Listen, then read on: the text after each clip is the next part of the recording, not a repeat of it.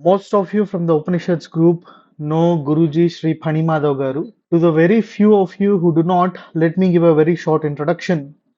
Mainly, he's been researching and giving Bhashyam to the great works of the divine Guru Shri Kavyakantha Vasishta Ganapati Muni.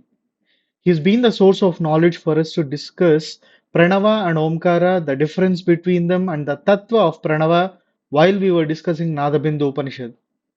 He established Sri Jogulamba Eco Projects Private Limited, an environmental conservation organization working towards ecoforestry, ecotourism, eco-friendly society. He's been teaching his students like myself the knowledge of Vedanta, Upanishads, Tripura Rahasya, Sadhana Rahasya, and so on.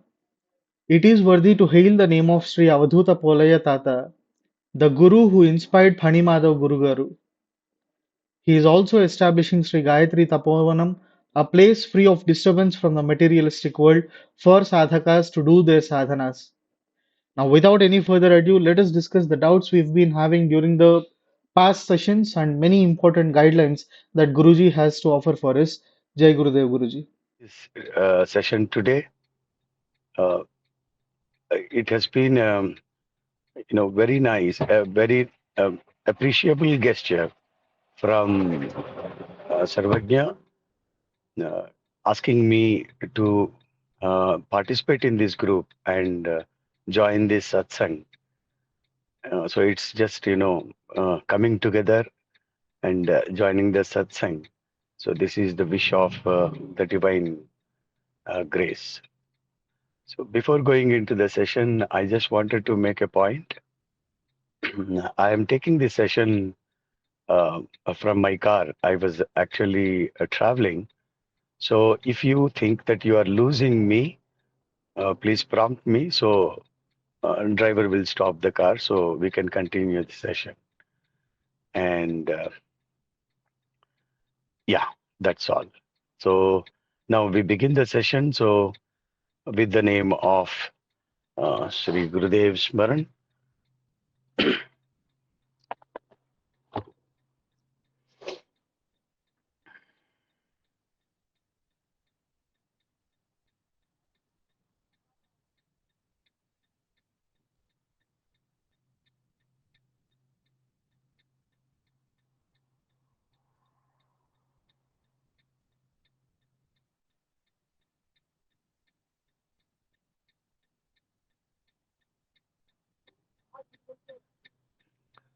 Om.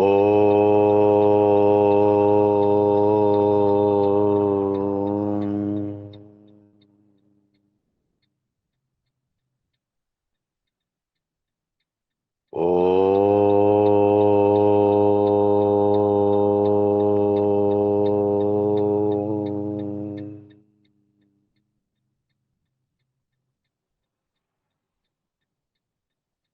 Om.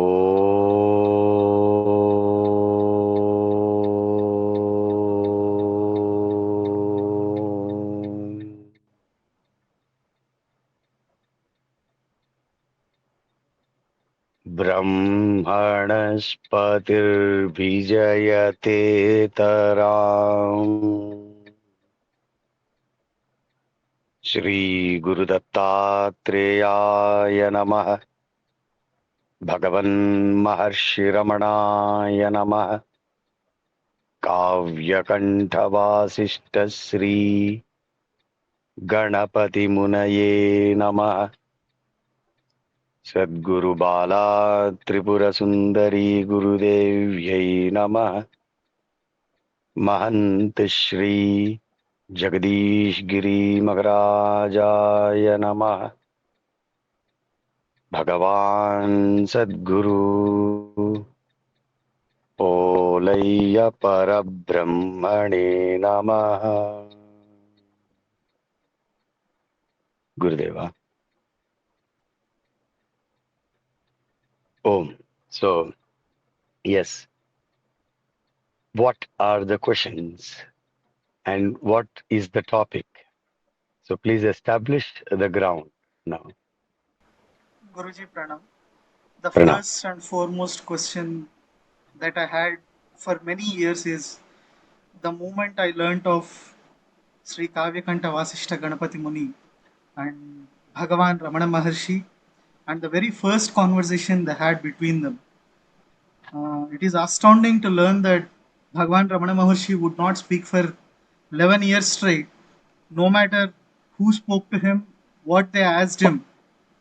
He would just reply with signs or say things in written but not actually speak out. But the moment the Uttama Sishya comes, Sri Kavyakantha Vasishta Ganapati Muni comes, and he asks him, what is tapasya? So Ramana Maharshi gives him an answer, and because of that answer, the profoundness of that answer, he names his guru as Bhagawan Ramana Maharshi. So what Ramana Maharshi said, I could not grasp. If you could explain what tapasya is, what that answer was, what Kavyakantha Vasishta Ganapati Muni found so profound in his answer that he gave him the name of Bhagavan, that would help us a lot to begin with. Great. Sure. Om. So that was, in fact, the most important question every spiritual seeker should be asking. Because, see, now, before we understand this context of question and answer between Bhagwan Sri Ramana Maharshi and Kavyakanta Vasishta Sri Ganapati Muni,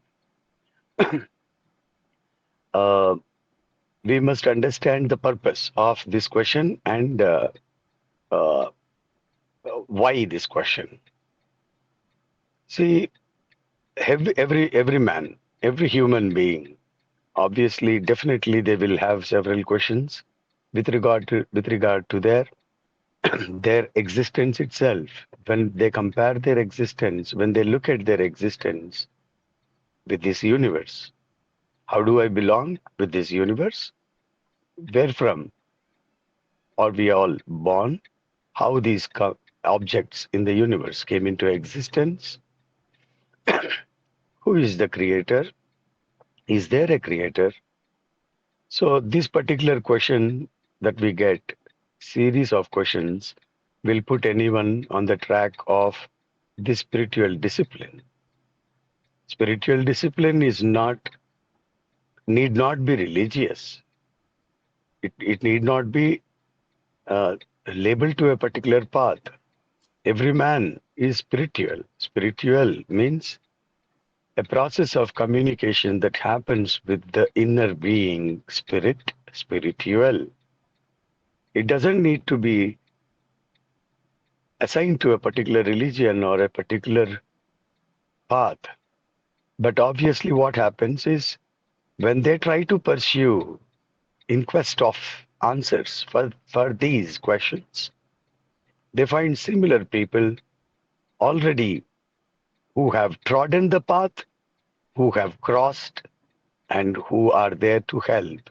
So we then take a particular dimension in our spiritual journey because it's always better to follow the path of the predecessors who have already been there and done that.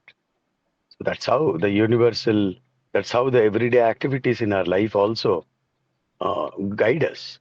So the same thing also guides us. So that's when we we then go and meet those spiritual people.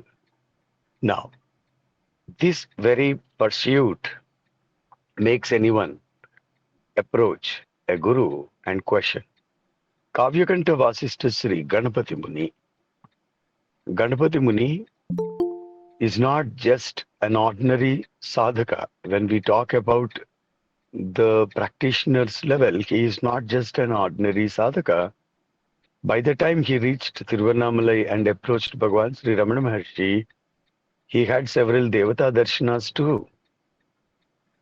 He has, he has in fact did upasana of several Mahamantras like Shiva Panchakshari, Panchadasi, Ashtakshari, and Bala. So many different mantras which are considered to be the most powerful mantras that mankind got.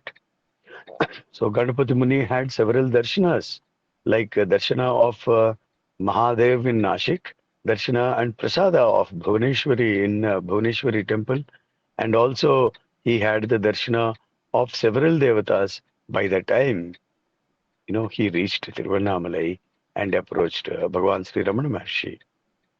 Why I'm telling, why this is very important is a right question comes when there is an atmosphere of, uh, you know, not atmosphere, right?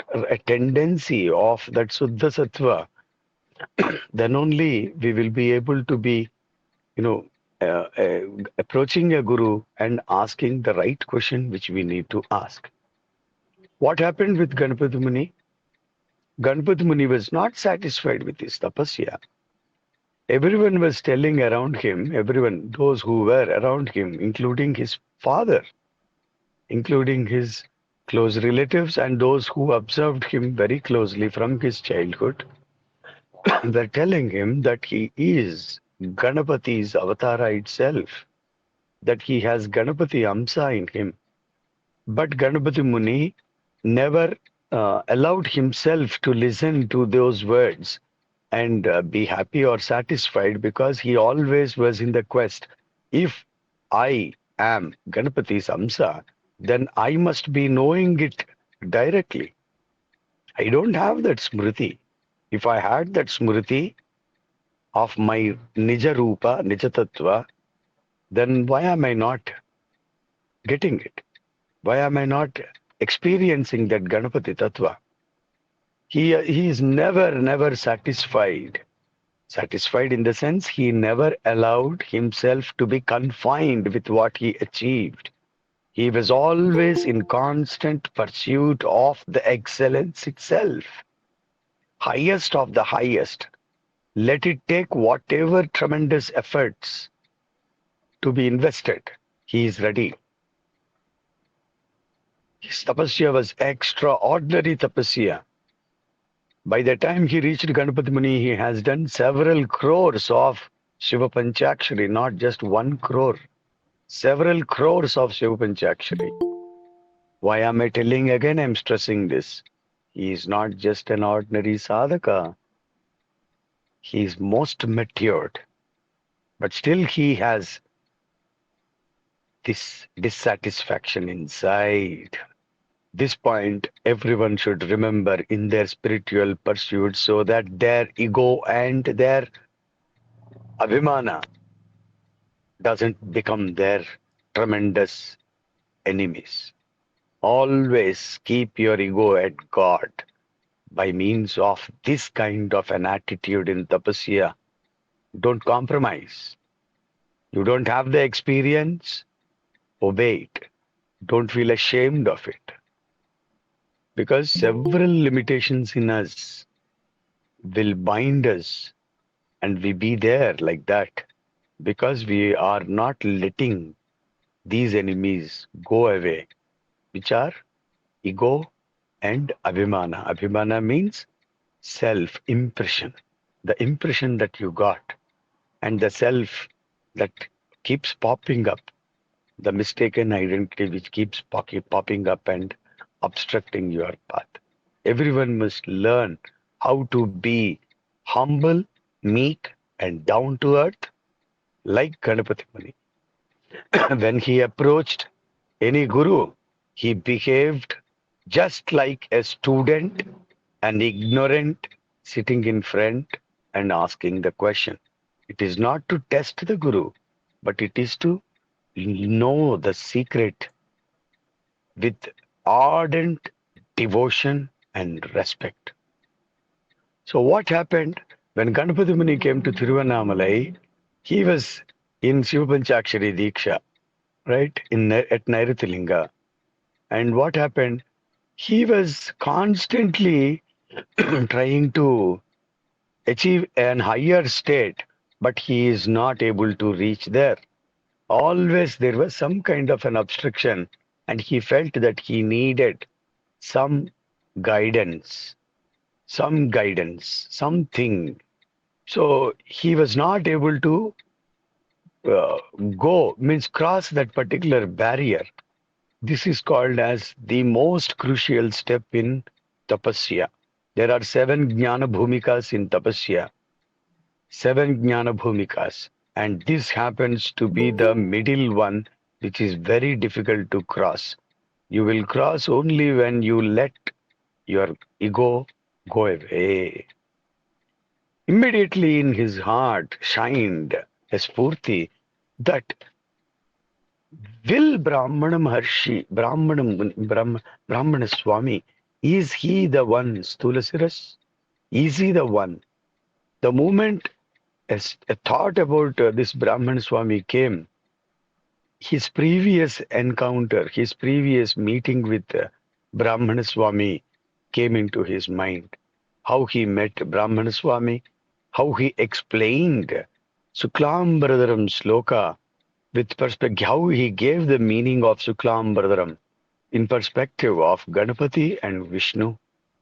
So how was that Brahmana Swami's face radiantly shining with bliss?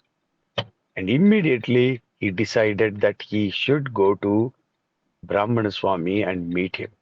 He did not even think whether it is the right time. He did not think that he needs someone to go come along with him and introduce.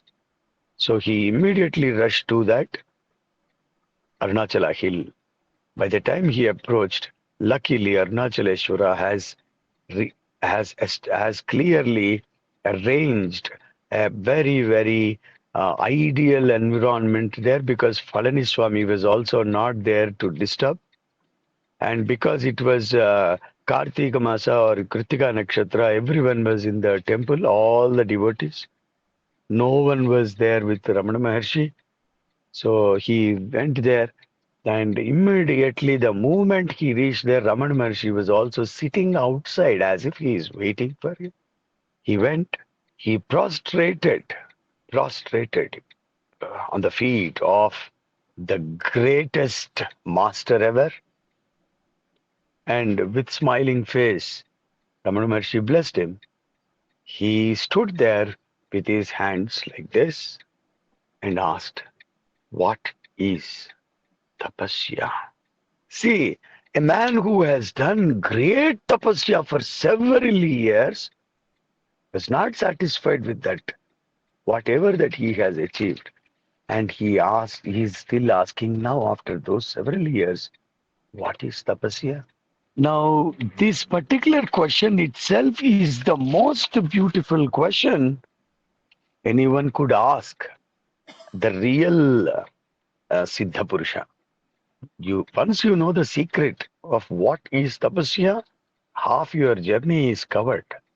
We don't have people who can clearly, very clearly tell what is tapasya. Do we have? Did anyone tell that? What is sadhana? Why are we trying for sadhana? What is the antima lakshya of sadhana? So, like Sarvagnya said, a man who did not speak for several years and who thought that he will be silent throughout his life had to speak on that day. His salivary glands were completely blocked, and he was not able to speak, just make signs.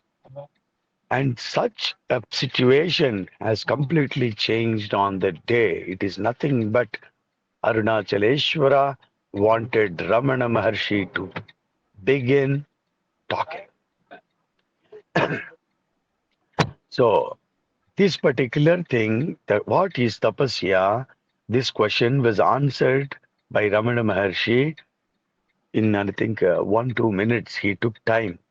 And he said later that he could feel that salivary glands becoming active, the saliva passing through his throat, and this mechanism is getting activated.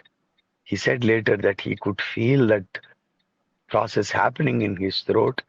See, Ganapati is asking, why not the Shabda counts? Shabda Shakti is asking. So the person who asked has also given the power. I am telling, its power is everywhere. But see, that's the person, right time, right question. Humanity is saved. Humanity is saved with that question. I must say, we were all saved. Tremendous, foolish efforts were thrown aside just with that one answer. What is tapasya? Was given, the answer was given in Tamil, but it was later translated by Ganapati Muni into Sanskrit. Ahamahamiति kuta ayatiti vicharayannudayastale liyate manaka tadeva tapaha japyamanasya mantranadasya kuta udetiti vicharayan liyasthan, means from where it is born. Tadeva tapaha. So in this answer, what Ramana Maharshi gave, ahamaham aham, aham, the identity of I am. Look, where from this identity is shining. Aham iti kuta ayatiti, from where it is born. Do vicharana, think. Vicharayan udayasthane liyate manaha. So, from where it is born, if you trace it, there the mind merges with the source, that is tapasya. Ahamaham kuta ayati iti vicharayan udayasthane liyate manaha tat eva tapaha. That is tapasya. And when you are reciting a mantra, mantranadasya, from where this mantra sound is emerging, from where it is born, what is the source of the sound? The mind which is now doing this search for the source of the sound is merging in the source, that is tat eva tapasya. Not only Ramana Maharshi, see the beauty, the grandeur, the simplicity, the genius. That's that is experience itself speaking profoundly. Not only that, he told what is tapasya, but he told the lakshya of tapasya, and the antima, the turiya sthiti that we need to achieve through this tapasya. Ahamahamiti. So from where this identity itself is born? Did we get this question? Did we any time think about this very identity that we have of this I am? Whether it be bodily identity or some other identity. But first question, how this identity itself is born, from where it is born, how it is born, what is the source of this identity? I am. So who is saying I am? So several questions, several answers, all put in one nutshell, and the essence is coming out as Amritavani from Bhagawan Sri Ramana Maharshi. Because Ganapati Muni was such a great tapasvi, he instantly understood the magnanimity of this answer, the effect of this answer that which he immediately, instantly had on him. Because he was the person, Ganapati Muni read several scriptures. He did great tapasya. He has read several books of Kalidasa, literary books, scholarly books, Vedanta books, everything. So he referred everything by that time. And instantly he realized that nowhere in any scripture, on any Upanishad, or anywhere, it was not clearly mentioned like this. Nobody ever has clearly defined what is tapasya. This man is not an ordinary man. He is something So immediately Ganapati Muni realized that he is a great master who has come to save the mankind from all these foolish, dogmatic theories and concepts which are meaningless, which don't have any base. Because, see, there are several questions that we don't ask, which we need to be asking. And there is a man who has asked all that on behalf of us, say 100 years back. So this is the answer. Ha ha mahamiti, I am and I am. From where it is born. If you look, if you trace back, the mind will merge with the source. Tadeva tapaha. What happens after you merge with that source? That's the experience which cannot be expressed. So the depth of Ramana Maharshi's answer is he is immediately dragging our attention towards our very efforts in tapasya. What is tapasya? Why do we do tapasya? What is the lakshya for tapasya? And how to do this tapasya? What is the vidhana of tapasya? If you are a jnana yogi, if you are someone who is depending completely upon your intellectual, analytical, and reasoning skills, then come on, do investigation now. Do investigation now and try to see from where this very identity of I am is popping up.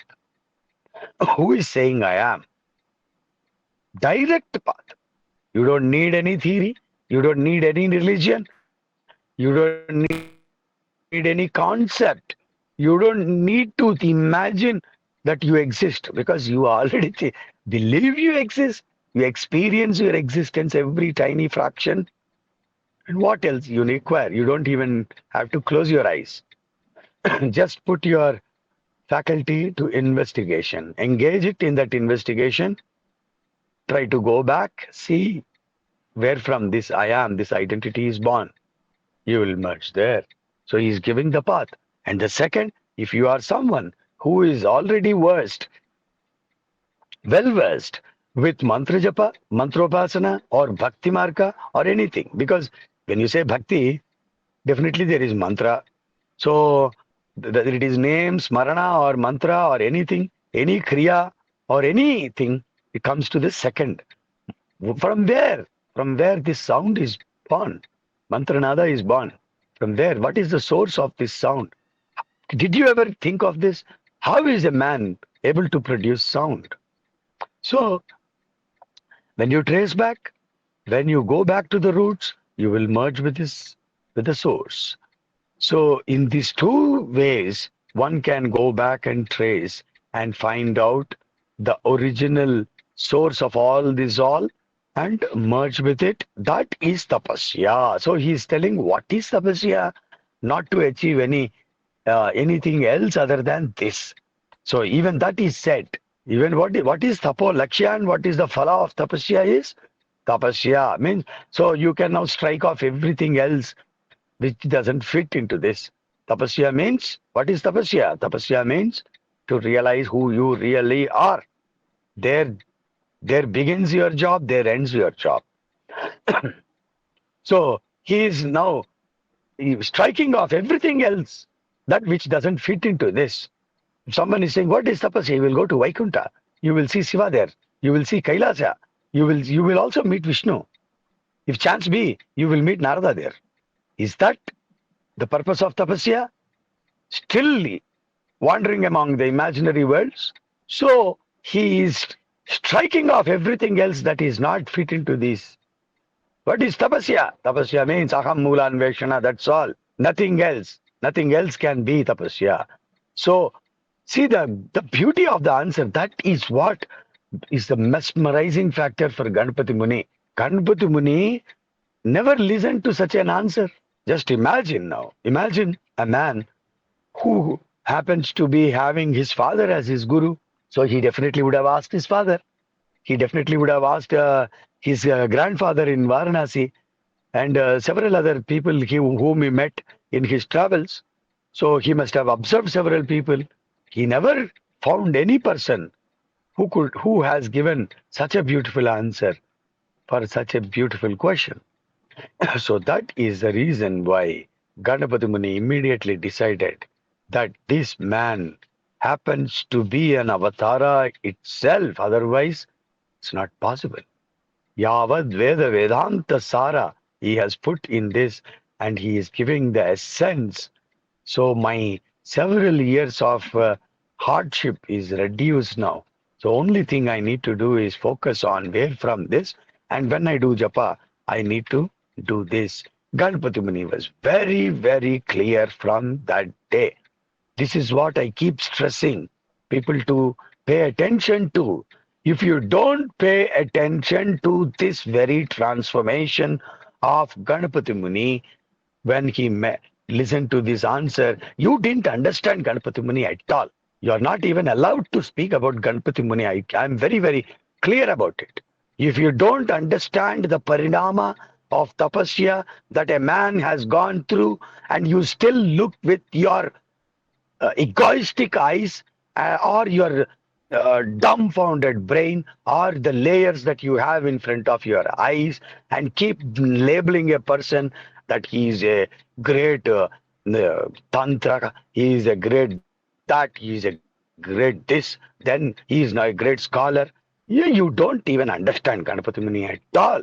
If you don't understand how a worm is transformed into a butterfly, if you don't understand that, you are not even allowed to speak about the beauty of butterfly, the hardship that he has gone through, and the transformation that it has taken. Ganpati Muni was transformed. Please understand that. What did the Siddha Purushas, Bhadrasuketa, say? You will know. They said, please listen, this is the most beautiful. I think this is the first time that I am reflecting on this point. What did Bhadrasuketa say? Bhadrasuketa, they said that you will know your tapolakshya by Stulasiras. Then they said, tapas is sahaja for you. Tapas is natural. When the time comes, it evolves, it emerges profoundly, it emerges like an ocean. Don't worry about the tapasya. When the time comes, that answer will be known to you from Stulasiras. So this is the Stulasiras, that is the answer, and he immediately realized what is his responsibility. So that's when he named him as Bhagawan Sri Ramana Maharshi. Because only a Rishi is the one, because we have seen in Vedas that they are mantra drashtas, and because of their mantra drashtatva, they are called as Maharshis, Brahmarshis. So Ganapati Muni decided he is definitely a Rishi, and because of the qualities that he had, that six lakshanas, Bhagavan means six divinely attributes. When you observe in a person, you call him Bhagavan. Bhaga, Bhagavan. The one who possesses these six is called as Bhagavan. So that love, universal love, that sattva suddhyatvam, that affection towards mankind which is natural without emotional attachment, and that nirmalyatva, that sahaja daya, karuna. So all these six, and Shakti, all these six makes them Bhagavan. So he decided that he is fit to be named as Bhagavan. Naming itself teaches us how Ganapati Muni treated that Brahmana Swami. I can name my Guru Bhagavan, but I must know that he is Bhagavan. I must experience that Bhagavat Tattva. Only then I can call him Bhagavan. Otherwise, what is Bhagavan? The one who has all this Bhagatva, Bhagavan. So, Ganapati Muni decided he is fit to be called as Bhagavan, and he is definitely a Rishi. And he asked, what is this man's name? To Palaniswami. He came to know his Venkat Raman. He omitted that Visarga, that Vikruti, Raman. So he made it Ramana. So Bhagavan Sri Ramana Maharshi.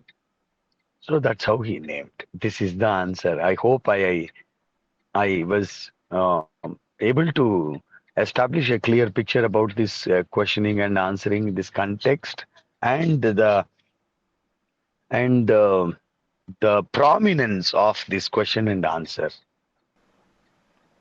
Ji Guruji. Uh, if I can just ask one more thing related to the same question. Please. When when Bhagawan said while doing a mantra japa, taking it back to the roots of Mula Sabda, or where does sound emerge from? Does it mean pranava, or does it or is it a place within the mind or the body or the atman where this sound comes from? Uh, just a little explanation on that would help a lot. Yes. See, when Ramana Maharshi said the source of the sound, mantranada, he definitely meant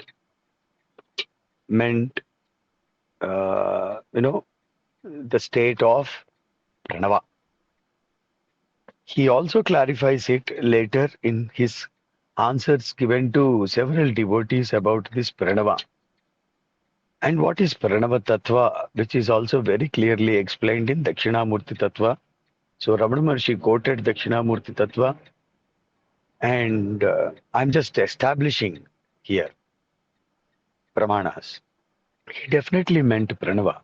But what is our idea of pranava makes a lot of difference here. People think Omkara is pranava. That is how we are put to the practice of pranavopasana. Without that, it is not possible. So Om is the base. Oh, from Om we begin. That is the reason rishis kept on. So in one of the videos I mentioned this point. When you say Om Namo Narayanaya, your mind should stop there first. Your mind should first stop and look at this Om. When you say Om Namah Shivaya, it begins with Om. So your first question should be towards this Om. So everything, that is what said. Yeah, that is what said. Uh, Even what Ramana Maharshi said now, Mantranada Kuta Udetiti. From where? Janita Sthane. Mantranada Janita Sthane. From where it is born. So the same thing is said. Yo Vedadau Swara Prokto Vedante Cha Pratitishthati. That which is in the beginning before Vedas is throughout. Vedas and Vedantas, that which is told with Swara Prokto, is established throughout Veda Vedanta. So what is this Swara? And why our ancestors taught us to, did they say Om? Did they say Om? No. They said Om. This is how you have to recite, they said. So there are several techniques now. Someone say Aum. Someone say Om. So why they taught the Ucharana of Om in this way? Did you ever get this question? Did we get this question? Why should we make such a funny sound when we are uttering Om? And why don't we do that sound when we are saying Sreen, Reem, or something like Sri, Na, Ma, A, Ka, any other syllable? But why for Om? Why did they ask us to do that? तैलधारावदच्छिन्नदीर्घं घण्टानिनादवत्तैत्तिरीयम् आप्लुतं प्रभवस्यान्तं यस्य वेद स वेदवित्. That which is incessant like the flow of oil, that which never breaks. Tailadara avadachinnad, that which never breaks. Dirgham ghanta ninadavat, like the prolonged beating of a ghanta. I am telling you the secret in this session. I didn't explain this in any video, only in the sessions. Dirgham ghanta ninadavat. Dirgham means prolonged sound of a ghanta ninadavat, like a bell, that which is ringing continuously. Aplutam, with force. Pravavasyamtam, which flows with force. which flows. Yes, ya Veda Saveda, with the one who can realize that, grasp that, be in that state, has learnt everything. Yes, ya Veda, that one who knows that. Yes, ya Veda Saveda, with, has learnt everything, has known everything. That is the profound secret which we need to learn by means of our Veda Dhyayana. When it is said that it is the purpose of Veda Dhyayana itself, is it not the purpose? Is it not the very purport of all our spiritual endeavors? This is the very purport of any religion on this planet. Why they sing Allah? Why they say Amen? Why we say Om? Why a sound is produced like that? It is immediately dragging your attention towards that sound which is produced. So someday, sometime in your life, you will get this question. What is the source of this particular sound? What is this vibration? So that is the reason Ganapati Muni says, he stresses why Vaidika Suswaras should be protected. This flow of Pranava is very, very clearly evident and is strong only in Vaidika Suswaras, in Vaidika Varnas. When I am singing Veda, when I am singing it, that's when this is called as Sukla Upasana in Tara. Sukla means Veda. So, I'm coming to the point. I have established, I hope, a pramana for the question that you asked. Is it Pranava that Ramana Maharshi referred to when he said Mantranada Janitasthane? Yes, he referred to Pranava.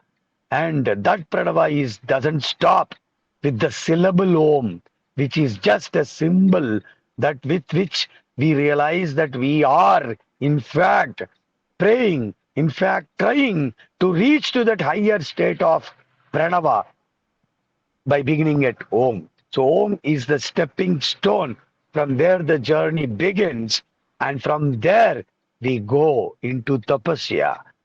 That is the purpose, very purpose our rishis have indicated, that you start every mantra with Om. And that is the very purpose. It was also told that without Gayatri everything is useless. Why did they say without Gayatri everything is useless? Na Gayatri asakalam nishphalet. Why did they say? And did they say this Gayatri? The Tatsavitu Gayatri? Or any other Gayatri? If they say na Gayatriya sakalam nishphalet, then you must be reciting Gayatri mantra only if it is Gayatri mantra. Where are we looking at? When they said Gayatri Asakalan Nishphalet, then we must understand it is not Gayatri Chando mantra that they are referring to. They are referring to Gayatri, Gayanti Taranti Te Gayatri, the one who protects, the one who helps, the one to cross this ocean of delusion. Gayanti Taranti Te Gayatri. So the one who protects, the one who is singing the glory of her, she is protecting. And what is that Gayatri? Ganapati Muni explained in Gayatri Vyakhyana. Pranava is Gayatri itself. Where are we looking at? I keep talking like this, but don't think that I am blaming you people. I am not blaming anyone. I am just blaming the human ignorance. Even I was part of it once upon a time. So just consider that I am blaming, such an ignorance. I'm not blaming anyone here. I'm not, when I say, where are we looking at? Don't take offense on that words. Okay. So, what is this Pranava? It was explained in Vedas itself. And Ganapati Muni also explained that very, very clearly. Very clearly, Ganapati Muni explained. I must say, only Ganapati Muni was the one who explained about this Mantranada, about this Pranava, and he also used the words Pranava Gradhita Shakti. And what is that Pranava Gradhita Shakti? And how should we utter mantras? All these things. So only when we practice all those things, we will be able to go to the state of pranava, like how Ramana Maharshi asked us to go. So the source is that. What is that pranava again? Again, pranava. If you are trying to explain pranava, then you are also. It means that you are trying to explain Parabrahman. Pranava is Parabrahman. Pranava is Parabrahman itself. So you cannot explain Pranava like ma.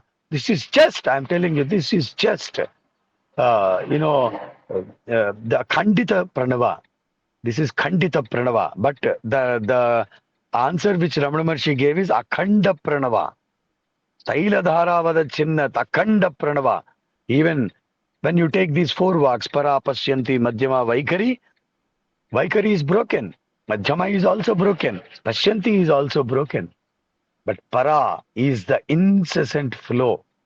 It is the incessant current. It is the highest state through which we need to achieve through our tapasya. Right? So that pranava, which is also denoted by the name of Para. Para means that which is above all, beyond all, above all, highest of the highest. Avang manasa gocharam cannot be explained by vak, by manas, or by intellect. It is only to be experienced. To reach to that state of experience, we must follow the guidelines established by our previous seers. Only when a person achieves this state of para, mantra darshana is possible. Mantra darshanas happen in that paravak spurti. Whatever is darshana in that paravak spurti flows in the form of Pashyanti, Madhyama, Vaikari. So Para Darshana is Brug Darshana. That is Mantra Darshana. That is the prominence of Vedas also, I am telling. So Pranava is that state which we need to trace. Now, even though you didn't ask, it's my responsibility to say, when Ramana Maharshi said, Ahamaham iti kuta ayati iti vicharayannudayastale liyate manaha tadeva tapaha, and about mantranada janitastane liyate manaha tadeva tapaha. And when we now learnt that mantranada means merging and assimilation and becoming one with pranava, then this answer is not contradicting the first stanza too. You might be thinking the lakshya for the first might be different, and the lakshya means the goal, the destination. So the one who traces aham, maybe they will be reaching a different state other than pranava, and mantranada, maybe they might be reaching pranava. Pranava is swara chit, both. So pranava is not just sound. Pranava is light and sound. So where from this aham is be emerging? From pranava itself. From pranava itself. Pranava is swara chit shakti. It is sound and light at once. Avyakta swara, avyakta tejas. It is not this sunlight, or this is not. It is not this light. It is avyakta tejas. How can you explain avyakta tejas?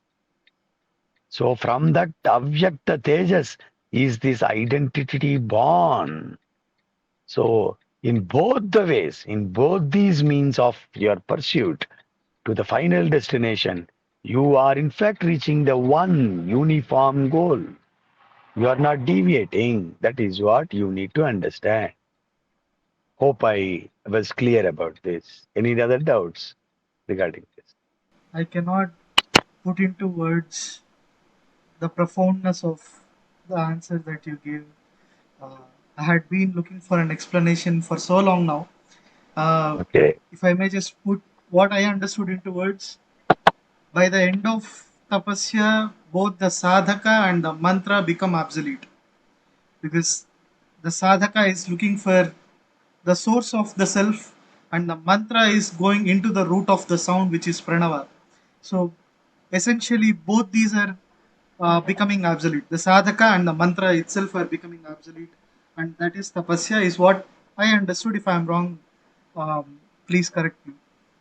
Next Yeah. question in line that we had is, uh, how do we understand this pranava? So, how does one get to the understanding of pranava, get to the true sense of pranava, what it is? How can one experience it at an experiential level and know this, know that yes, this is pranava? To reach to that state, what should one do? Right? That is your question. And how can they realize that this is pranava? Mhm. So again, so now you are indirectly what your question indirectly is asking uh, about tapo marga. Ramana Maharshi said this is tapasya. So how to do tapasya to reach to that very states? So tapasya. Now your question is how to do that pranava tapasya or that tapasya which helps us to achieve this self-realization. Or if someone is thinking Parabrahman, Atma Sakshatkara, or any other names, Kundalini, Urdhvagamana, or any other name that they call it. So Ishvaro Guru Atmeti, everything is one, but mentioned in different names, Atma, Parabrahman, Guru, everything is one and the same. So Tapo Lakshya for the final purpose is one and the same. And to reach to that state, what is Tapo Marga? What should we be doing? So for this Paranava, that which you asked precisely, the path is see. Again, this is very, very direct. You don't have to imagine, you don't have to hallucinate, you don't have to believe on some theory, some dogmatic concepts or theories or something else. So you just have to pay attention to the very experience of your daily life and the faculties that you have. So Rishi's path is this. Now, I believe there is a question in this. How do we follow the path of Rishis? Maybe this is a very apt moment where I also, because I believe that is one question that you wanted to ask or something. Yes? Ji Guruji, Ji Guruji. Now, so the path of Rishis, please understand, put yourselves into a man who lived 3,600 or 4,000 years back like yourself. Transport yourself back in time and start thinking. Do you think they had Shastras?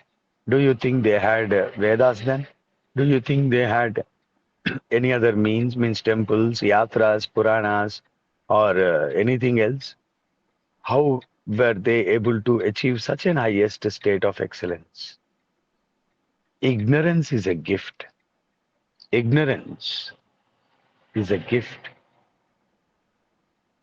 Why? Because when you know too much, you will be wandering there only.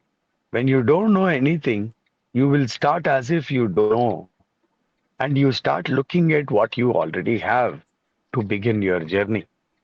So, resourcefulness is that. When you don't have any resources, you will try to survive with the resources that you have. So, what are the resources for the rishis in their purpose of tapasya? Maybe they didn't even name it tapasya then. Maybe they didn't even name it sadhana. Maybe they didn't even name anything else. They don't know Brahma, Vishnu, Maheshwara, nothing. So that's where we need to begin. How do you think they have started tapasya? Why am I dragging your attention to this? This is the very path to pranama also. We are not wasting time when we are going back in time. Ha ha ha. So we are in fact saving a lot of time by engaging your minds in the most senseful means. So this time is the most precious time. Transport yourself back. Think you are Bharadwaja. Think you are Atreya. Think you are Kashyapa. Think you are Angirasa. Think you are Garga. Think that you are that Rishi. Do you have those resources? Do you have all these things? Do you think they have all these dogmatic concepts? Baseless. Their common sense, their immediate knowledge of their surroundings, their knowledge of themselves must have helped them to achieve this state of highest excellence. Nothing else.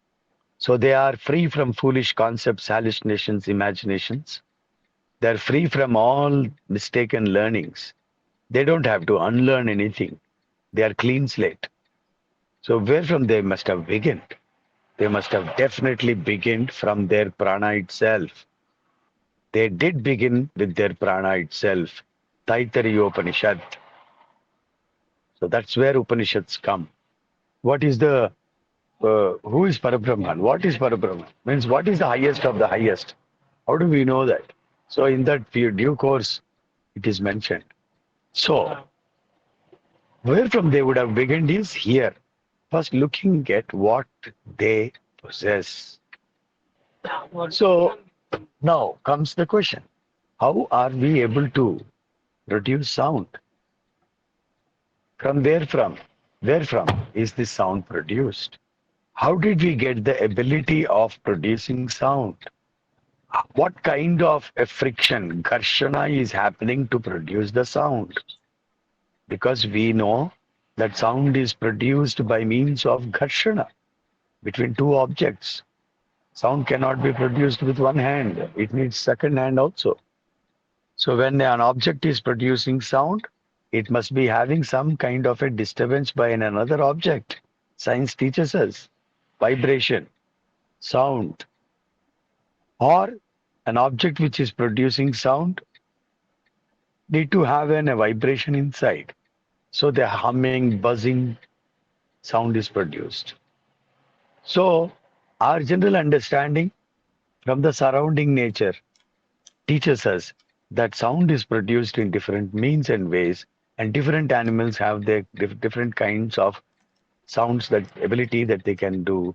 So I have this particular, but how is this sound produced? Because I know that without Garshana, sound is not produced. But what is the Garshana that is happening to produce the sound? You might say, sir, Guruji, happening no Garshana here. Tongue is the Garshana Karaka here. So sound is produced.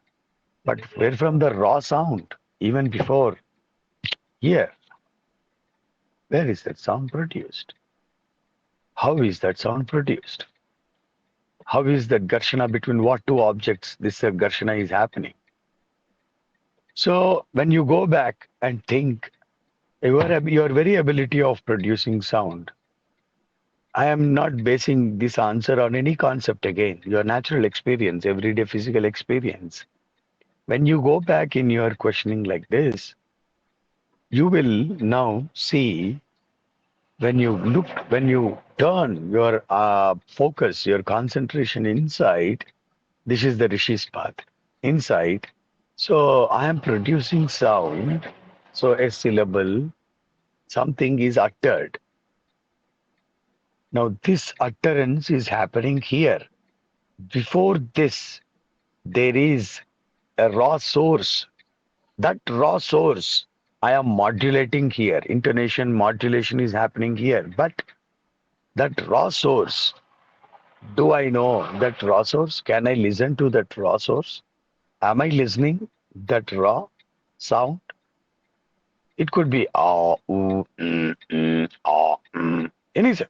But what is that sound? Which is how? What kind of sound is produced? Am I able to listen to that raw sound before it is transformed into a syllable? Can I listen to the sound which is at the origin of the sound? Maybe I don't know how is it produced, but do I know? Did I listen? Can I listen to the state beyond this utterance? Tracing back, tracing back, going back. This is the way to go back.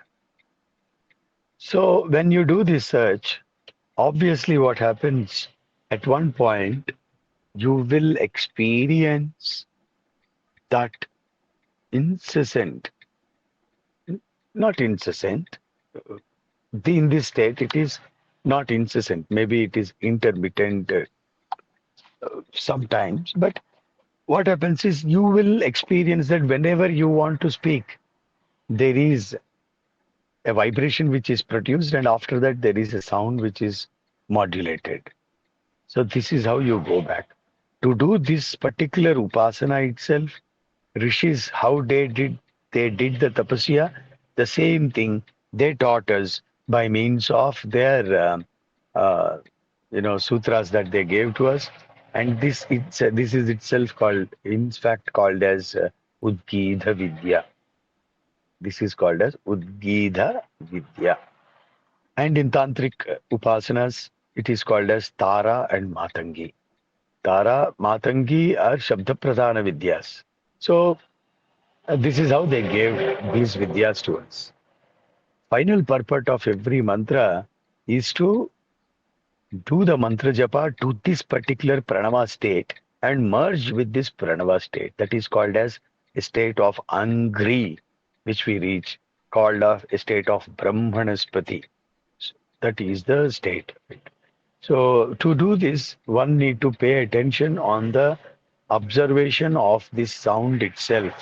Your quest is now, how is this sound produced? Where is this sound produced? Do I feel the raw source of that sound? What is the origin? Where from it is born? So every time you speak, focus internal. Everyone, whoever is speaking with you, focus on the voice that you are listening when they speak. Right. Bhadrano api vataya manaha. So, uh, the Tapo Marga, the Upasana Vidhana for this is when you have to take the any mantra japa. When you take any mantra japa, you must know how to do the mantropasana. And with that correct guidelines, if you start doing mantropasana, slowly you will reach this state of para, which is pranava itself. Which is pranava itself. So the state of pranava is reached by this very practice, and I cannot be more clear about how we do it, what we do it, how to do it on this call, because it needs an initiation. That is what I keep telling uh, all the people who approach me. Without proper initiation, uh, uh, this particular vidyas cannot be given. Why? Because I'll tell you why. In this call, I will explain. Maybe my students will call me and ask, why didn't you tell us before? Why? Why am I very careful in this? Is Diksha. What happens? Diksha means giving you an inner eye. That is the next video which I'm supposed to do in Vishwamimamsa. Dvijanmadhikaranam. Second birth. Diksha means it is the new life which you get. That is Diksha. Initiation means new life. Ganapati Muni says, with these vidyas, a man gets new life, dvijanma. All that which he has done so far becomes immaterial. What he does from now onwards becomes most crucial in his life. So, dvijanma is the gift of this Diksha. So what happens, just like Sandhya, Vandhyavandana, Upanayana Samskara is also a Diksha, Brahma Vidya Diksha in Upanayana Samskara. What happens? What's the process of this? Upanayana means giving you a close eye, means an eye which will allow you to be very closer with Parabrahman or with your Upasana Devata. Upanayana. So the eye, which is very, very near, which allows you to see very close. Just like that, if I was, if I am giving Udgita Vidya Diksha, then this Diksha is given by by giving you that eye, means how to observe that sound, which you need to pay attention now in your phase of sadhana. So that is not just told. The Guru makes you experience it in his presence. So that is the reason it is said in Vedic times that you must practice with by staying with your Guru. Are we doing it today? We go, we take mantra, we come back, rush back. My flight is evening. Oh my God, I can't stay. The Guru has to teach you how to do that anusandhana, how to realize it, how to grasp it, how to bear it, dharana, and how to do dhyana, and how to follow it. So once you get hold of it, you go anywhere, you can do it. That's how it was taught. So for that we need lot of patience, tremendous patience, and also willpower to take it and to move ahead. So Ganapati Muni Dikshas that which I give are not just Dikshas. So that is the reason I don't give Dikshas. I only give Dikshas to those in whom I see lot of seriousness and surrenderance and utmost urge that this should be my life. There should be no option A, option B. If not this, I will do that. If not that, I will do that. No window shopping.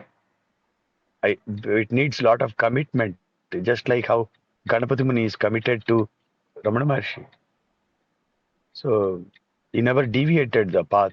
So this Pranavopasana or reaching this Pranavasthiti will happen only when we get to know how. Now I said sound, how, where from this sound is produced, go back, trace out. That is one. Same thing. How is this conscious born? How are you able to identify objects? How are you able to see? Why are you not able to identify objects and distinguish the objects in your sleep? Why is a dead man not able to do that? What is the meaning of dead and alive? What makes you dead and alive? Who is a madman? Why is he not able to grasp things like you did? So, what is that? What is the difference? What is that light? What is that light?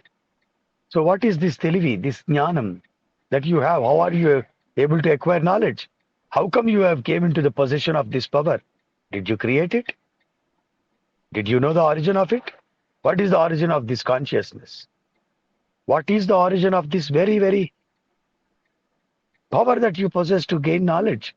Right now, I am telling something and you are grasping. How come you have come into the possession of this beautiful power? These are the most important questions which we don't ask. That's where the tapasya begins. That's where it ends also. We don't need anything else. What is the source of these very faculties that we have?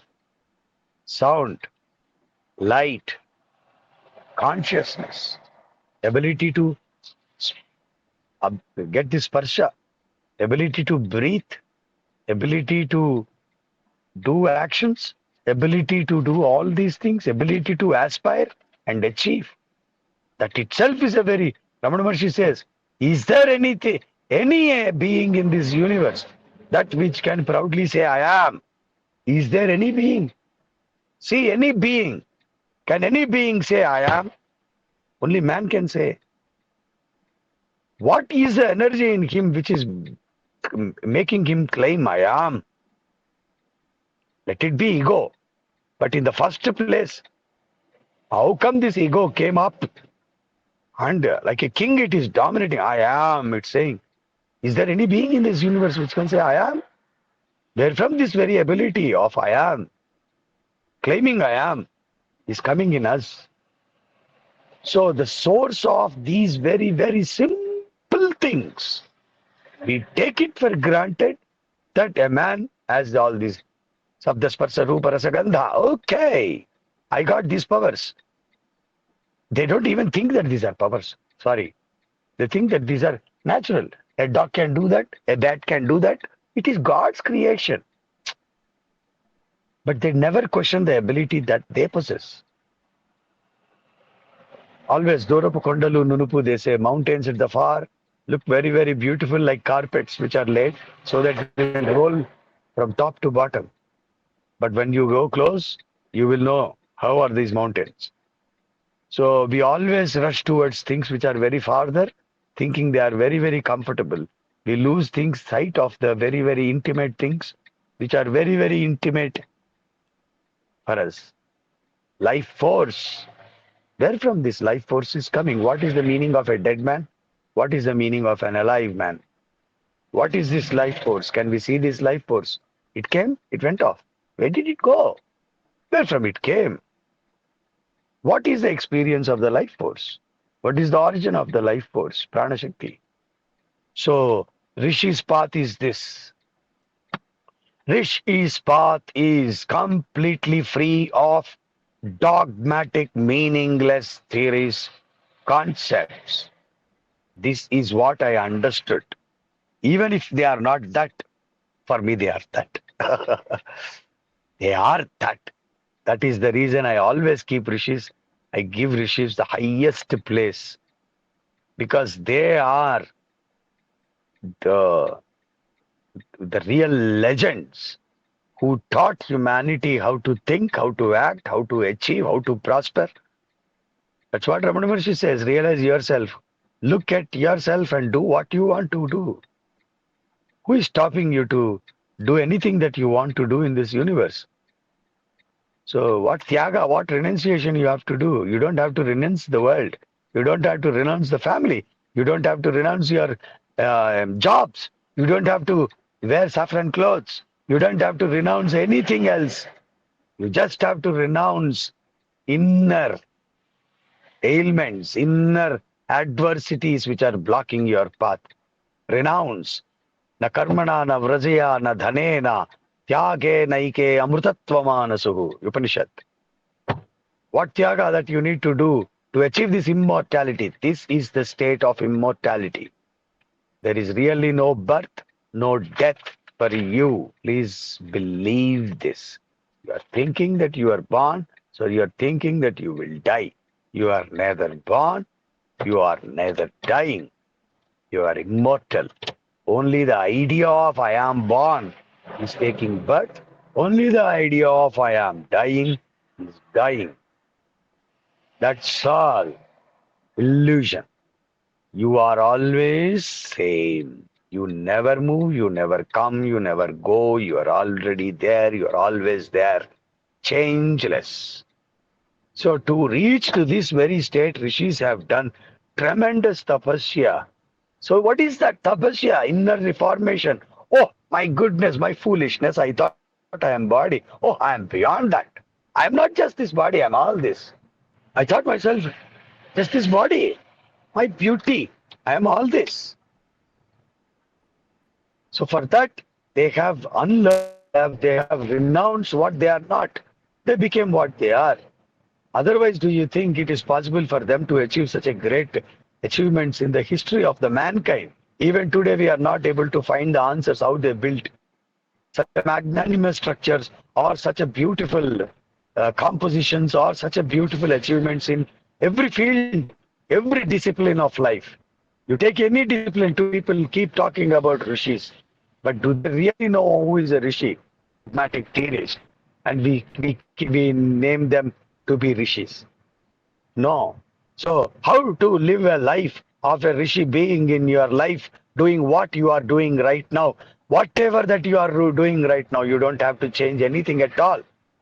Wherever you are, in whichever place you are, in whatever age you are, in whatever direction you are, you just need to sit, close your eyes, go inside. You don't have to change anything outside. You just need to change yourself inside. Reformation is tapasya, nothing else. No God will come from any other loka. Leave all these imaginations. First, make yourself free of all the imaginations, all the hallucinations, all the suppositions, all the ifs, and all the buts. Leave everything. What you don't know, you don't know. Don't try to break your brains on that which you don't know. Start with what you know. What you know, I am alive. Right, I am alive. I am saying I am. Who is saying I am? What is saying alive? What is the meaning of alive? I am producing sound. How is sound produced? I am able to learn. How am I learning? I am able to feel. I am able to aspire. I am able to work. I am able to achieve. From where from this body is getting that energy? What is the source of energy for this body? Is there a source? Or am I the source of the energy? Who is the source? So wherever you are, start. You don't need to be any religioustic. You don't need to be even conscious about your caste, creed, race, gender, creed, anything at all. That is the beauty of rishis. This is what Ganapati Muni wanted to establish in India. This is no see, we will not be having these kind of caste reservations, this kind of the chaotic world where people keep fighting about religions, but not on the ultimate goal that which need to be achieved. Ganapati Muni wanted India to be free of these dirty, dogmatic concepts, theories, baseless assumptions, baseless rituals, meaningless traditions, meaningless rituals. So Rishi Sampradaya is very simple. It is not complicated. Very, very, if there is any path which is such a simple in the universe, it is Rishi Sampradaya, because you are not putting your faith on anything else. You are putting your faith on the force, life force, that which is helping you to live now. Who is most intimate friend than the life? Is there anyone than intimate than life? Is there anyone? He is mentioned as Mitra in Vedas. Mitrasya charshini dhrutasravo. You are the one. Keep inspiring us. Devasya sanasim mitro janan yatayati. You inspire the people. Yata, you awaken people every day morning. I will ask you this question. Who is awakening you every day morning? Who is the one awakening you every day morning? There is one who is awakening you from inside, and you don't know that friend, that very friend who is waking you up, and he who is putting you to enjoy this beautiful world. He is Mitra, he is the friend, most intimate friend. Satyam Chitra Sravastamam. I listen the truth from you. Sravastamam. You are you are like that. Keep listening. You are the one. Mitro Janan Yatayati. Satyam Mitra Satamam. Mitro Janan Yatayati Prajanan Mitro Dadar Prithivi Mutadyam Mitra Kristira Nibhisha Bichaste Satyaya Havyam. Satya is the yajna. Ghrutavad Vidheva. So these Vedic mantras are teaching the truth directly. Who is the most name? They name them Mitra. See the beauty of Vedic gods. Who is Varuna? Who is making everything one and helping me cast away all these adversities which are not required to me. I'm making everything one. Everything is Parabrahman. That is Varuna Vidya. So, like that, rishis have done upasana, and that is the meaning which is communicated in ruks. When we know the real meaning of ruks, we know the path of rishis. So, I hope I was clear in something that you asked, and maybe it is useful. Something that you wanted to no. Jai Gurudev. Completely, Guru Garu. I'm just sorry I'm putting you through so much of stress. I think few of our No. members have questions to ask. Sure, sure, sure. Refrain my questions now. Manognya raised his hand. Srikant raised his hand. Manognya, you can start. Then Srikant. ప్రణామం గురువు గారు. Pranam, pranam. గురుగారు నేను తెలుగులో అడుగుతున్నందుకు క్షమించాలి. No problem. Absolute గా నా experience లో ఏదుందో అది మాట్లాడగలను, కానీ ఇంకా మిగతాది అంటే అంతగా పెద్దగా తెలీదు. కాబట్టి నా క్వశ్చన్ యొక్క ఇంపార్టెన్స్ స్ట్రెస్ చేయడానికి నేను భగవాన్ రమణలో వారు చెప్పిన ఒక విషయాన్ని వాడతాను. ఆయన అన్నట్లుగా నేనెవడను అనే ప్రశ్న చితిని ముట్టించే కట్టెవలే మిగతా ఆలోచనలన్నిటినీ కాల్చివేసి తను కూడా కాలిపోతుంది అన్నట్లుగా ఏదైతే చెప్పారో ఆ ప్రశ్న నేనెవడను అంటూ ప్రశ్నించగా కొన్ని సంవత్సరాలుగా ఒకప్పుడు హృదయాన్ని కలిచివేసిన ఈ డాగ్మాస్, రిలీజియన్, భగవంతుడు, స్వర్గ నరకాలు, చావు పుట్టుకలు, ఇవన్నీ ఈ కొన్నేళ్ల ఈ శ్రవణ మననాదుల చేత అవన్నీ వింటున్న కొద్దీ లోపల నుంచి ఒక నవ్వు బయలుదేరుతుంది గురువు గారు. ఎటువంటి భయాలు, అసలు చావు పుట్టుకలు, భగవంతుడు, ఒక స్వర్గ నరకాలు, పొందాల్సిన ఒక ధ్యేయము, ఇవన్నీ అంటే భయాలన్నీ పోయి ఒకానొక చిరునవ్వు బయలుదేరుతుంది లోపల నుంచి. అయినప్పటికీ ఒకప్పుడు ఇంత ప్రభావితం చూపించిన నేను ఒక సోషల్ యానిమల్ గా సొసైటల్ కండిషనింగ్ ద్వారా పూర్తిగా కండిషనింగ్ లో పడిపోయి మాయ అన్నట్లుగా ఏదో ఇమేజెస్ లో పడిపోయి ఏవైతే నన్ను అఫెక్ట్ చెయ్యవు అని తెలుసుకోవాలో అవి నన్ను అఫెక్ట్ చేస్తున్నాయంటూ బాధపడుతూ ఒక మనోవేదన గురవుతూ చాలా ఏళ్ళు అనుభవించిన నేను కొన్ని సంవత్సరాలుగా ఎంత ఎంత బాధ కలిగినా, ఎటువంటి జీవితంలో కష్ట నష్టాలు కలుగుతున్నా ఒక చిరునవ్వు బయలుదేరుతుంది.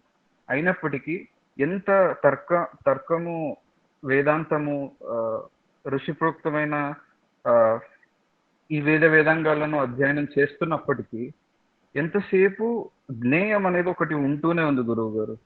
నేను చూస్తున్న వాడిని ఒకడిని, చూడబడుతున్నది ఒకటి. చూడబడుతున్నది ఇన్ని రోజులు నా మీద ప్రభావం తగ్గుండొచ్చు కాక, ఒకప్పుడు అధికంగా ప్రభావం చూపించి ఇప్పుడు తగ్గుండొచ్చు కాక, కానీ చూడబడుతున్నది ఇంకొకటి, నేను కాకుండా ఇంకొకటి ఉన్నది. ఇప్పుడు జ్ఞానాన్ని స్వయం ప్రకాశము, సచ్చిదానందమయము అంటున్నారు. స్వయం ప్రకాశమైనది నేను, దానికి ఇంకొక సోర్స్ అక్కర్లేదు, అదంతకదే ప్రకాశిస్తున్నది. కానీ జ్ఞేయం అనేది ఏదైతే ఉందో, స్వయం ప్రకాశమానమైనది తనకు తాను ప్రకాశిస్తూ, జ్ఞేయం అనేది నేను కానిది ఇంకొకటి వేరు రంగులు పులుముకుంటూ ఎలా పుట్టుకొస్తున్నది, నేను కాకుండా ఇంకొకటి అనేది ఎప్పుడు ఎందుకుంటున్నది. నిద్రలో, గాఢ నిద్రలో మైమరపు వచ్చినట్టుగా కర్తృత్వము మరియు మమత్వము మరపుకొస్తున్నాయి తప్ప, మరీ నిద్ర లేచిన తర్వాత, మరీ ధ్యానం నుంచి బయటికి వచ్చిన తర్వాత, లేదంటే శ్రవణ మననాదులు ముగించుకొని మరీ ఏదైతే సొసైటీ అంటున్నామో దాంట్లోకి మళ్ళీ బయలుదేరిన తర్వాత అదర్ అనేది ఎక్కడి నుంచి పుట్టుకొస్తున్నది, నేను కానిది ఇంకొకటి ఎక్కడి నుంచి వస్తున్నది, నాకెందుకు, నా ఎక్స్పీరియన్షియల్ లెవెల్లో నాకు నేను కానిది ఇంకొకటి ఎందుకు కనిపిస్తున్నది, దీన్ని ప్రకాశిస్తున్న వారు ఎవరు, స్వయం ప్రకాశం అన్నది నేనుగా ఉన్నాను, నేను కానిది ఇంకొకటి ఎందుకు కనిపిస్తున్నది నాకు. క్షమించాలి గురువు గారు, ఏదైనా తప్పు చెప్పండి. సో క్వశ్చన్ ఏంటంటే, నేను కానిది ఎందుకు స్ఫురిస్తోంది, తెలుస్తోంది.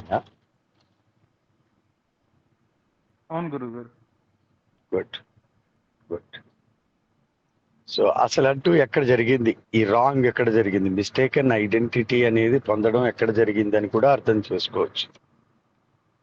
మిస్టేక్ ఎక్కడ జరిగిందో తెలిస్తే కరెక్షన్ అక్కడికి వెళ్ళి చేయాలిగా, రూట్ కాజ్ అనాలిసిస్. యా, అవును గురువు గారు.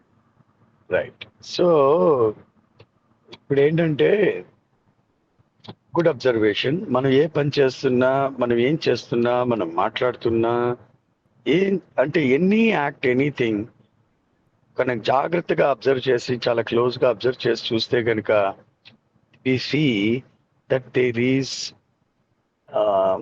is someone, or there is something which is watching, or which is the witness, or which is also parallelly living with you, or a coexistence is happening with something whom you don't know.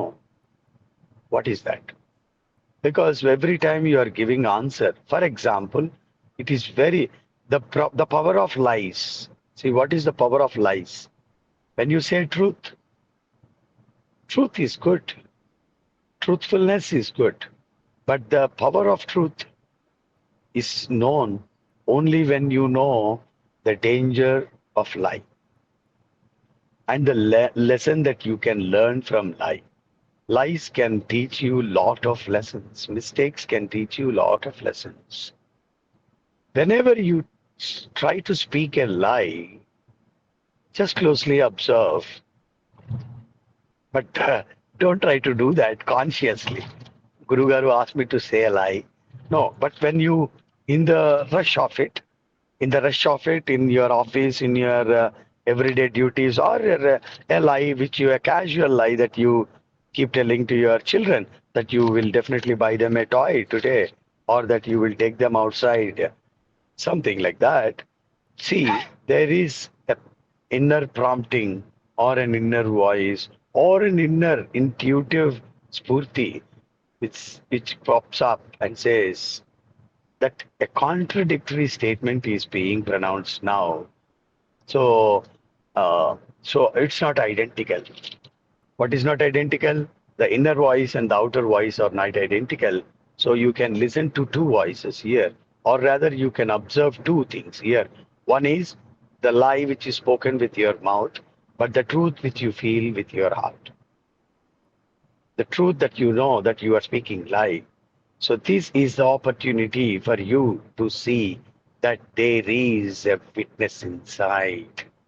You are not alone. Kshetra Kshetrajna. Kshetra. And who is Kshetrajna? If you are Kshetra, there is a Kshetrajna. If you are Kshetrajna, what is the Kshetra? To whom this Kshetra belongs to? It should obviously belong to the Kshetrajna. So, in these particular situations of guilt, when you commit a mistake, when you are committing a mistake, for example, a thief, all the while he knows that he is doing a mistake, that which knows is the witness. The one who still does is who? So, how come this second person popped up? The one who is not. Who is not? So, now here comes Satya Satya Vichakshana. In the question that you asked, sorry, I didn't get your name. So, in the question that you asked, uh, ah, నేను answer ఇంగ్లీష్లో చెప్పచ్చా? Absolutely గురువు గారు. అంటే నేను just ప్రశ్నని తెలుగులో Okay, అయితే okay. సరిగ్గా అడగగలనని అడిగాను.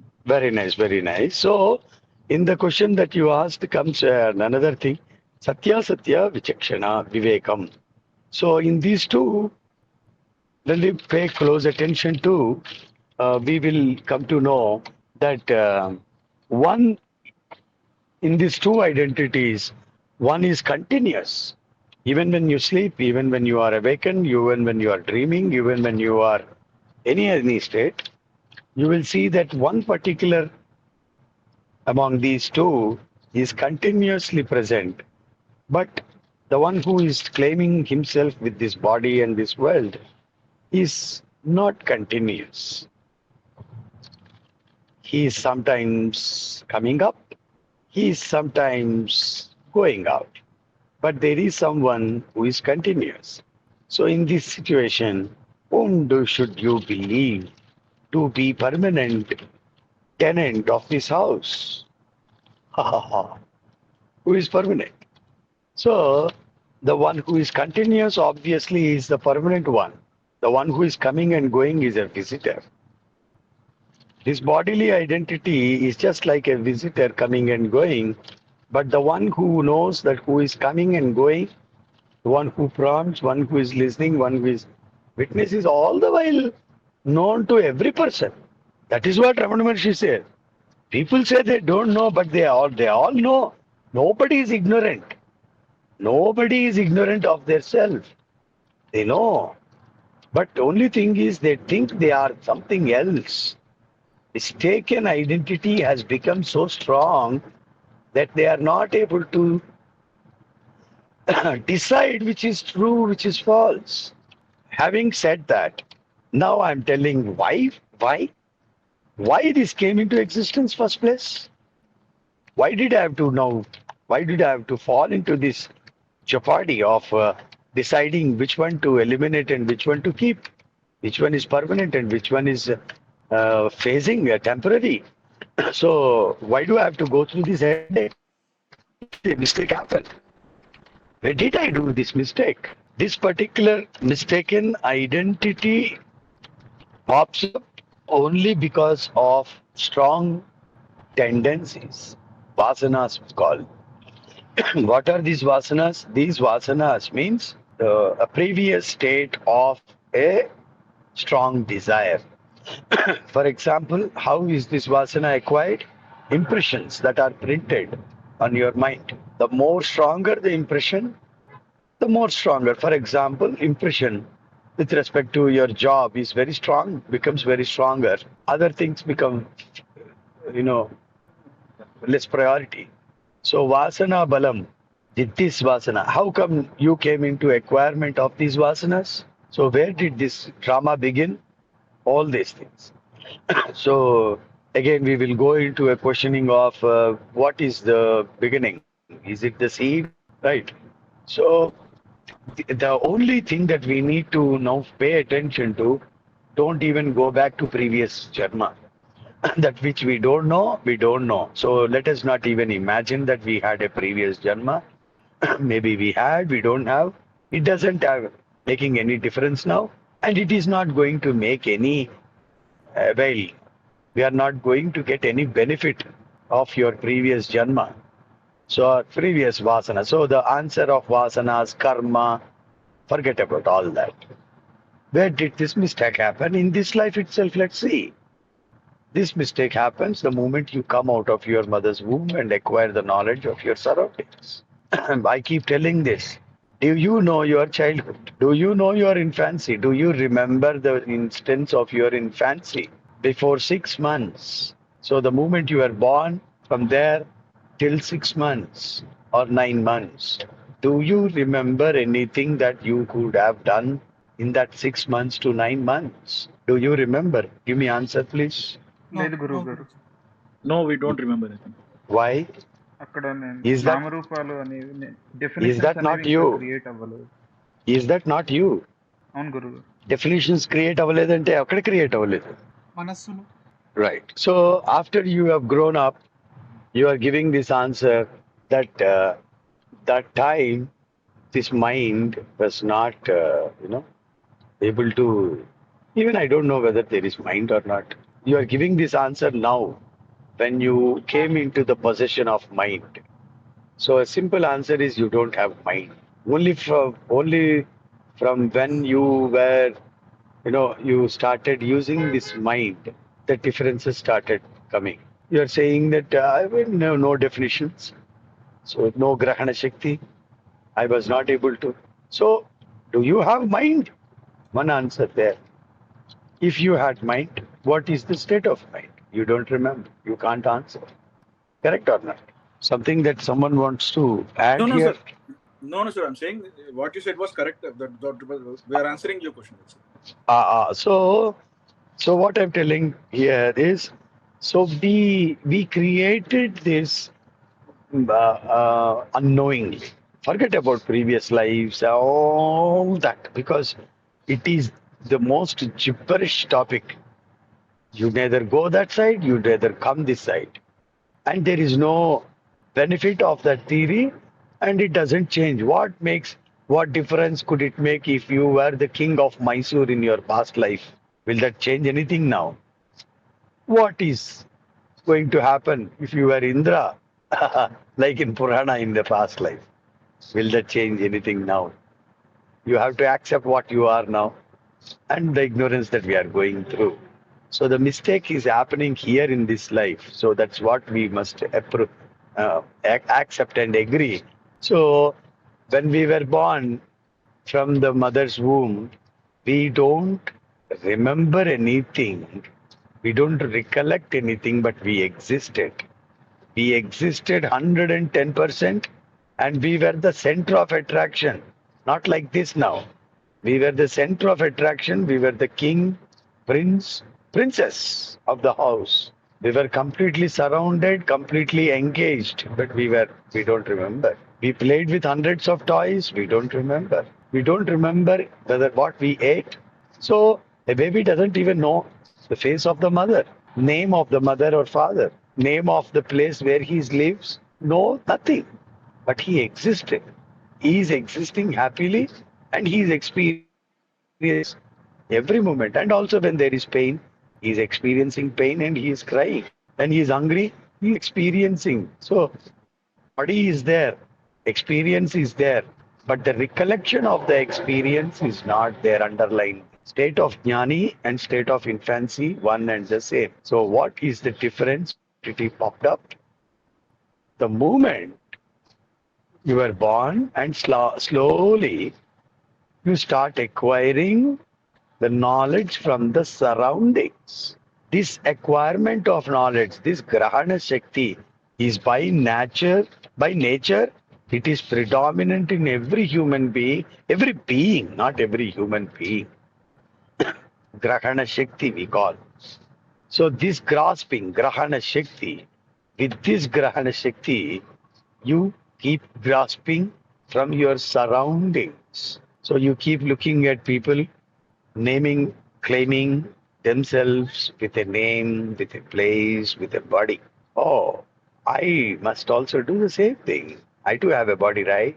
So I have a name, I have a body, I am this, I am white in color, she is black in color, he is that, he is this. So people keep observing and doing the same mistake around. And he also does the same thing, Grahana Shakti. What he is not, he thought he is that. He acquired that knowledge. He left the knowledge of what he is really is. And now is in the delusion of what he is not and trying to come out of it. This makes your life very easier because you now know, you now also unquestionably you have to accept that you have gone through a state of transformation at some point in your childhood. Because you just now agreed to my question that you don't even remember anything what happened before maybe 9 months. Only after seventh month, ninth month, you get this your friend. This mind becomes predominant and takes over. So something has taken over your identity. Please understand. Someone has stolen your identity. They are roaming on your name now. So born identity movie, you see. So mistaken identity. Imagine, remember a person waking up and say, "Who am I? What you am I? What bloody fool you are. Who am I, you say? You don't know who you are? How come you are? You don't know who you are. You laugh at that person. The same thing you have to do at yourself. Oh my God, what a foolish person am I? I don't know who am I. I'm thinking something else. So a mistaken identity is accepted there. Someone has stolen your identity and you took it for granted that someone is you. So superimposition happened here. Superimposition. Looking at rope and thinking it is snake. Looking at snake, thinking it is rope. So you have superimposed yourself onto something that you are not. You are caught up. You are not able to shed it away because there is no one else to help you. There is none to help you. Not even this voice which is talking is there to help you. This is not something else. This is the game that you are playing with yourself. There is nothing in this universe other than you. Then how will you come out? Who is there to help? You have fallen in a quicksand. There is no one to help. So you have to start depending upon yourself now. Oh my goodness, I see. When you look into the water, you see your face reflecting. So when you do mistakes, when you say lies, when you are guilty, when you are in sorrow, when you are in pain, you keep meeting this someone who is not. Because he cannot handle it, he comes back. Whenever he comes back with extreme pain or extreme pleasure, stop him there, arrest him, catch him. That's what Ramana Maharshi says. There is a marriage party. So people are coming, eating, and going. So a man has come into this marriage party who doesn't belong there. He has come. He is enjoying the marriage party. How do you catch? So in the same way, that someone is, like I said, like you accepted just now, is not permanent. He is just a tenant. He is a visitor. So you have to arrest that person now.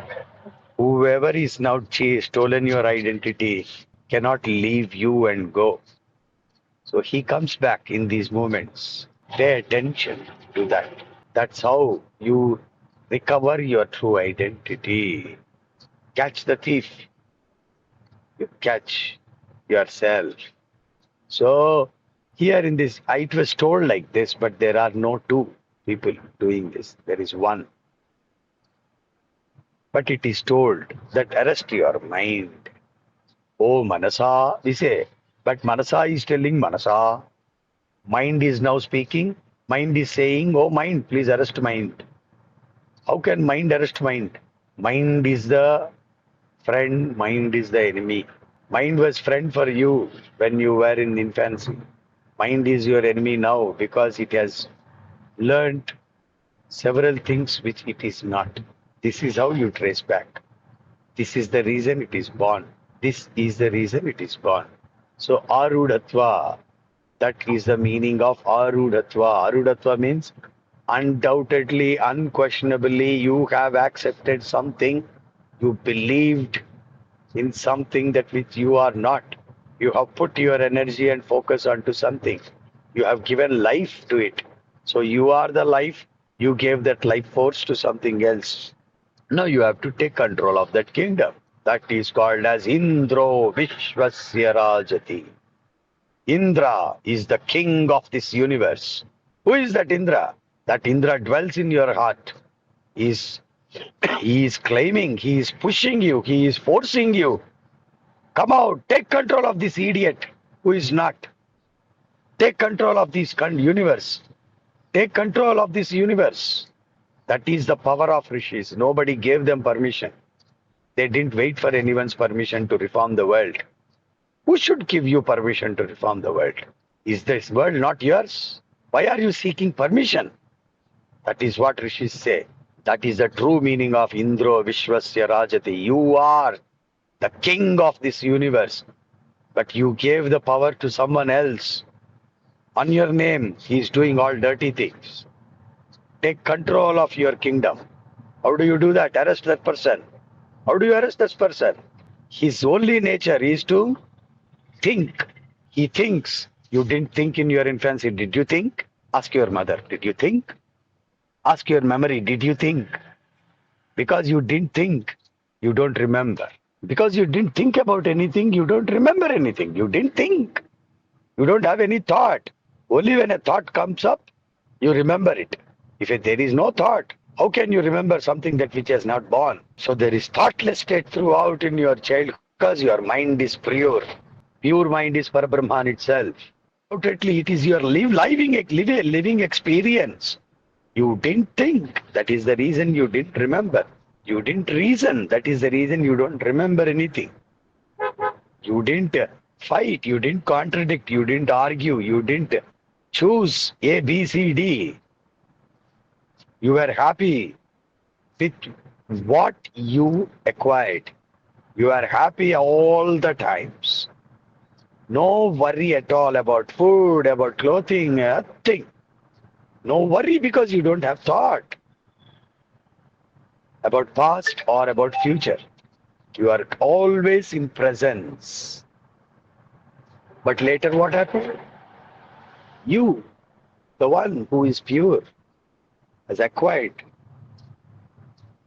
things which you don't require. That is the reason why now you are aspiring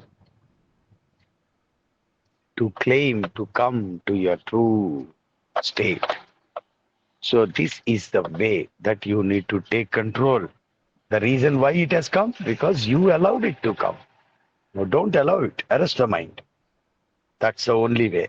That is called aham mulanveshana. Whenever a thought pops up, take an axe, cut it there. How do you do it? That is called jnananveshana. That is jnanastra, what Ramana Maharshi said. Okay, that's how you do it. Thank you. ధన్యవాదాలు గురువు గారు. I think Srikanth has risen his hand. If you have time for more questions, if you don't mind, Guruji. No problem. Srikanth, please. Jai Gurudatta. Namaste Guru Garu. Jai Gurudev. Yes, namaste. Guru Garu, we follow your videos on YouTube extensively. Okay, great. So, Thank you. Jai and Gurudev.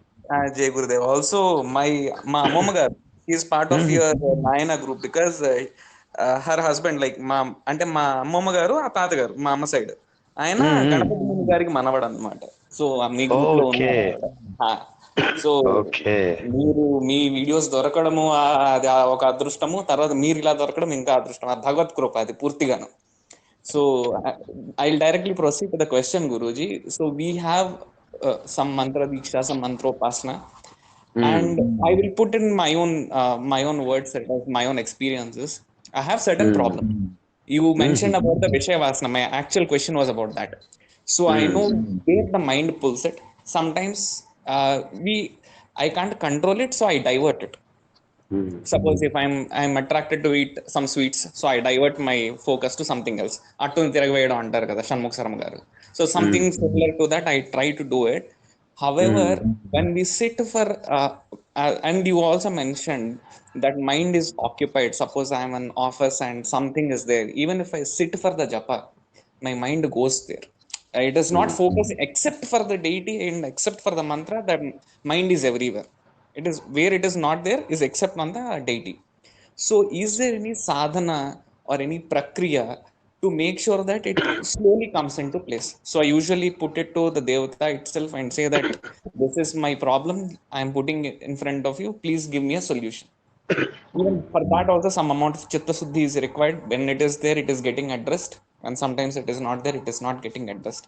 Can you please help us so that we move our intensity of sadhana increases? Along with the intensity of sadhana, that para bhakti is the state which I am looking for. I'm not looking for, at least I know how difficult moksha is and all, so I'm not at all. Hmm. Hmm. Okay, so the primary goal is to get into the anya bhakti and the para bhakti state. That is Okay. the primary goal for now. Moksha and all, it So, is too far, I'm not going to ask about it. okay. So the first question is how to make the mind not wander away and focus on the thing, whether it is mantra japa, anushtana, or anything that you are Right, doing. So I right. understood correctly. Is that what? Yes, Guruji, exactly. Good. So here I will ask a question. Okay. Okay. Uh, why do you think that you look at Ganapati's face? Right. Okay, you look at Ganapati's statue. So what does Ganapati have? Tell me. Uh, that trunk, the elephant face, big ears, the iconography, entire iconography, all the that sweets, what he holds, the Sarpa Yajñopavita. Mm. And so his trunk. Okay, Right. good. You have observed correctly. So what is there in his trunk? Does he carry anything in his trunk? Did you observe Uh, that? sometimes Amruta Bhanda or something like that he carries. Sometimes.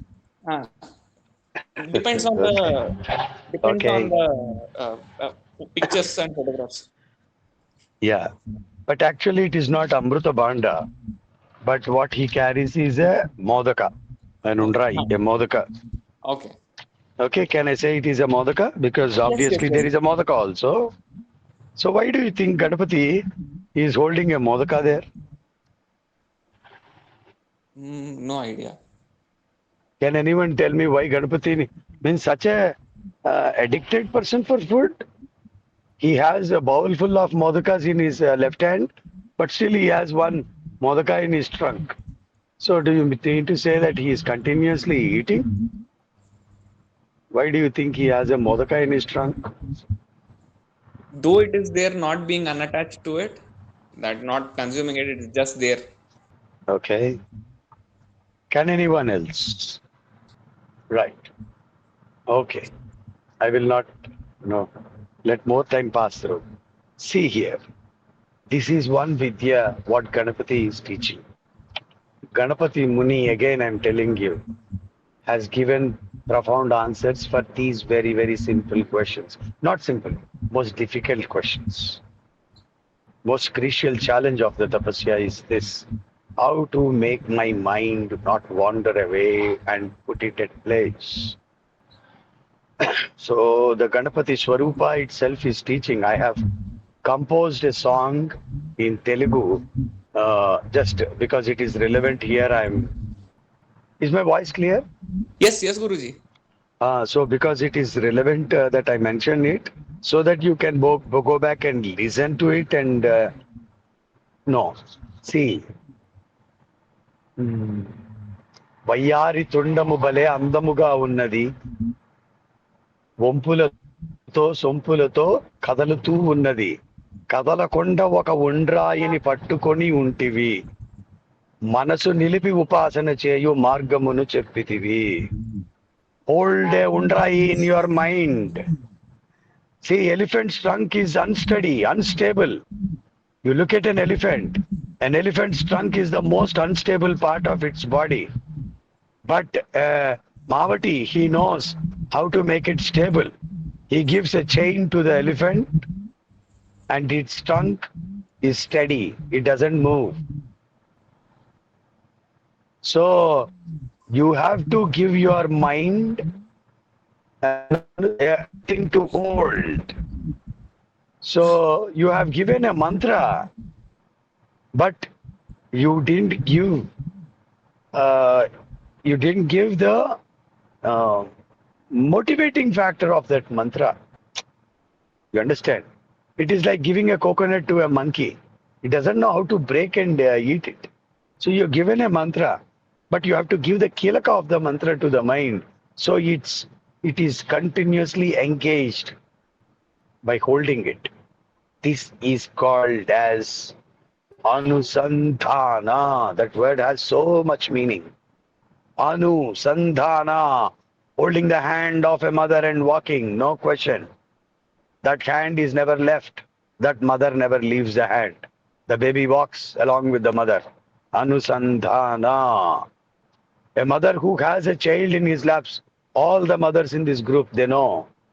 All the fathers, obviously, they should know. When you have your child in your laps, are you not aware of the child, whatever that you do? Will your mind move away from the child? Are you not conscious about your child in your laps, in your hand? You are 120% conscious. A mother who works by having her child here, she knows what is anusandhana. Anusandhana, always aware of the child here. Whatever she does, whether she runs, whether she is boarding a bus, whether she is eating, whether she is cooking, whether she is serving, whether she is at fire, whatever it is, she is always aware here, but still she does her activities. That is the secret, which is told in several ways. Several ways. The only secret here is, just like a mother who is aware of the child, you must always be aware of your tapolakshya. This is called as upanayana again. Hope you understand. Not only giving you mantra. A guru should not only give you mantra, should tell you what is the anusandhana of that mantra, where you should pay attention, what you should pay attention, so your mind doesn't deviate. It is like giving a undrai to an elephant. That trunk doesn't move. When a lakshya is given to your mind along with mantra, your mind will never move. It will never go anywhere. Because whenever it moves, it falls. Right? The chain falls. So again, it is picked up. So that's how you have to train it. I hope this answer gives you some meaning. Yes, Guruji. Yes. So you have to learn. No, great. Good question this is. You have to know what you should do is, every time that you are doing mantra japa, just now Ramana Maharshi said, mantranadasya janita sthane liyate manaha. So every time you are doing mantra, what you should do is pay focus on the mantra nada, not on mantra. Mantra nada. Nada is important. When you are uttering the mantra nada is produced. Pay attention on the mantra nada. When you are thinking that you are just reciting the mantra and moving the beats, your mind can wander. But when you are moving the beats, when you are reciting the mantra, your focus should be to pay attention on the mantra nada. So it should listen continuously. How can it move? Something which has to be done with concentrated mind. How can it, get deviated? Mantranada, listen to Mantranada. That is called Mantropasana Vidhana. Ganapati Muni explained this. Okay? Thank you, Yes, Guruji. Guruji, thank you. Jai Gurudev. Jai Ganapati Gurudev. Shastri. Should Yes. we stop the session here? Just one more person had Yeah, one. yeah, no It's problem. already 10 o'clock. Ah, Ganapati Shastri garu, yeah. namaste. Namaste. Namaste. Namaste. See, Namaste. I don't know. I won't like to share my experience of tapasya and Please. this thing. As you said, mantra nadam, it is Mm. also called mantra swara and varna. Yes. We have focus on that, and that Mm. will take care, and that devata chandas and rishi. Mantra rishi will take care of our focus. Mm. Shrikant Garu. That is what is told by Ganapati Muni and Ramana Maharshi Garu. It seems. I mean, this is my thought on that. Great. Not this thing, but that is what I felt when I am Addition. doing. I am doing the tapasya. That is what Mm. is. Mm. That brings your thoughts back to the source of mantra. That is, Yes. the thoughts are merged with the Jnana Guha or Hridaya Kuvaram or whatever we call we this thing, and it it happens once or twice, or after some time, automatically, without our knowledge, even the time passage will not be understood by us. And once or Mm. twice it happens to everybody. I think Ganapati Vasishthaja also told this to his uh, disciples, it seems. My grandmother was used to tell me that. I have heard she telling somebody in a Mm. conversation. Great. So it is a great this thing on tapasya. Today I could only attend for sometimes here and there. Just Fantastic. coming back from a trip. Mm.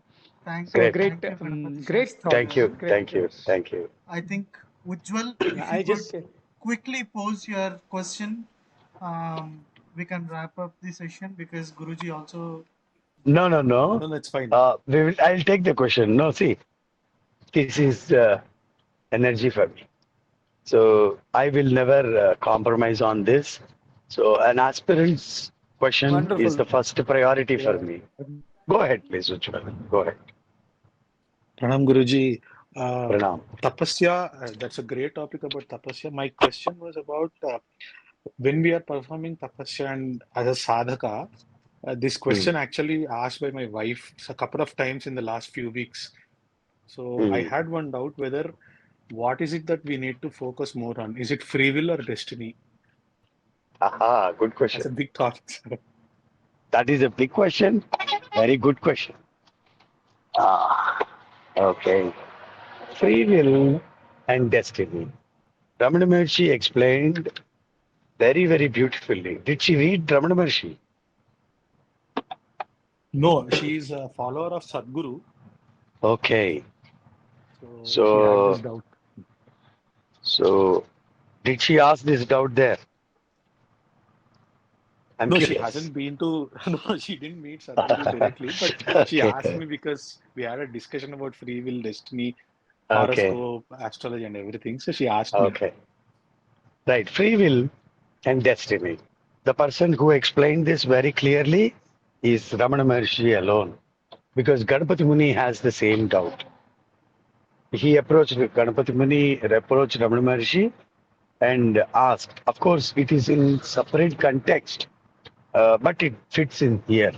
The same question is, what are the, why is a man um, binded? He seems to be binded to some karma siddhanta. Things that he doesn't know, but people keep saying karma, and obviously we need to accept that it is karma because there are certain things in our life which are happening despite of we taking extreme precautions and care. We are completely going through certain times unpredicted situations, accidental sudden happenings, so completely unplanned. And we, at some point of time, every man accepts that we are actually, uh, impelled by some force. So because we are going through. Having that said, Ramana Maharshi says that every man, not Ramana Maharshi alone, but Veda depends here, starts this here. So it says free will. Every man has free will to change, to to to completely take control. I said right, Indro Viswasya Rajati. So that state of highest excellence can be achieved with free will. Destiny, undoubtedly, everyone will go through. What you have to go through is destiny. But what you have, what is the adhikar that you have, or the power that you already possess, is free will. Means willpower, free will. Right. So in tapasya or in upasana, what happens is a tapasvi is predominantly focusing on free will, not destiny. If a tapasvi is talking karma, he is not fit to be in tapasya. Let him go away. If he is in tapasya and thinking karma, he is not using his free will.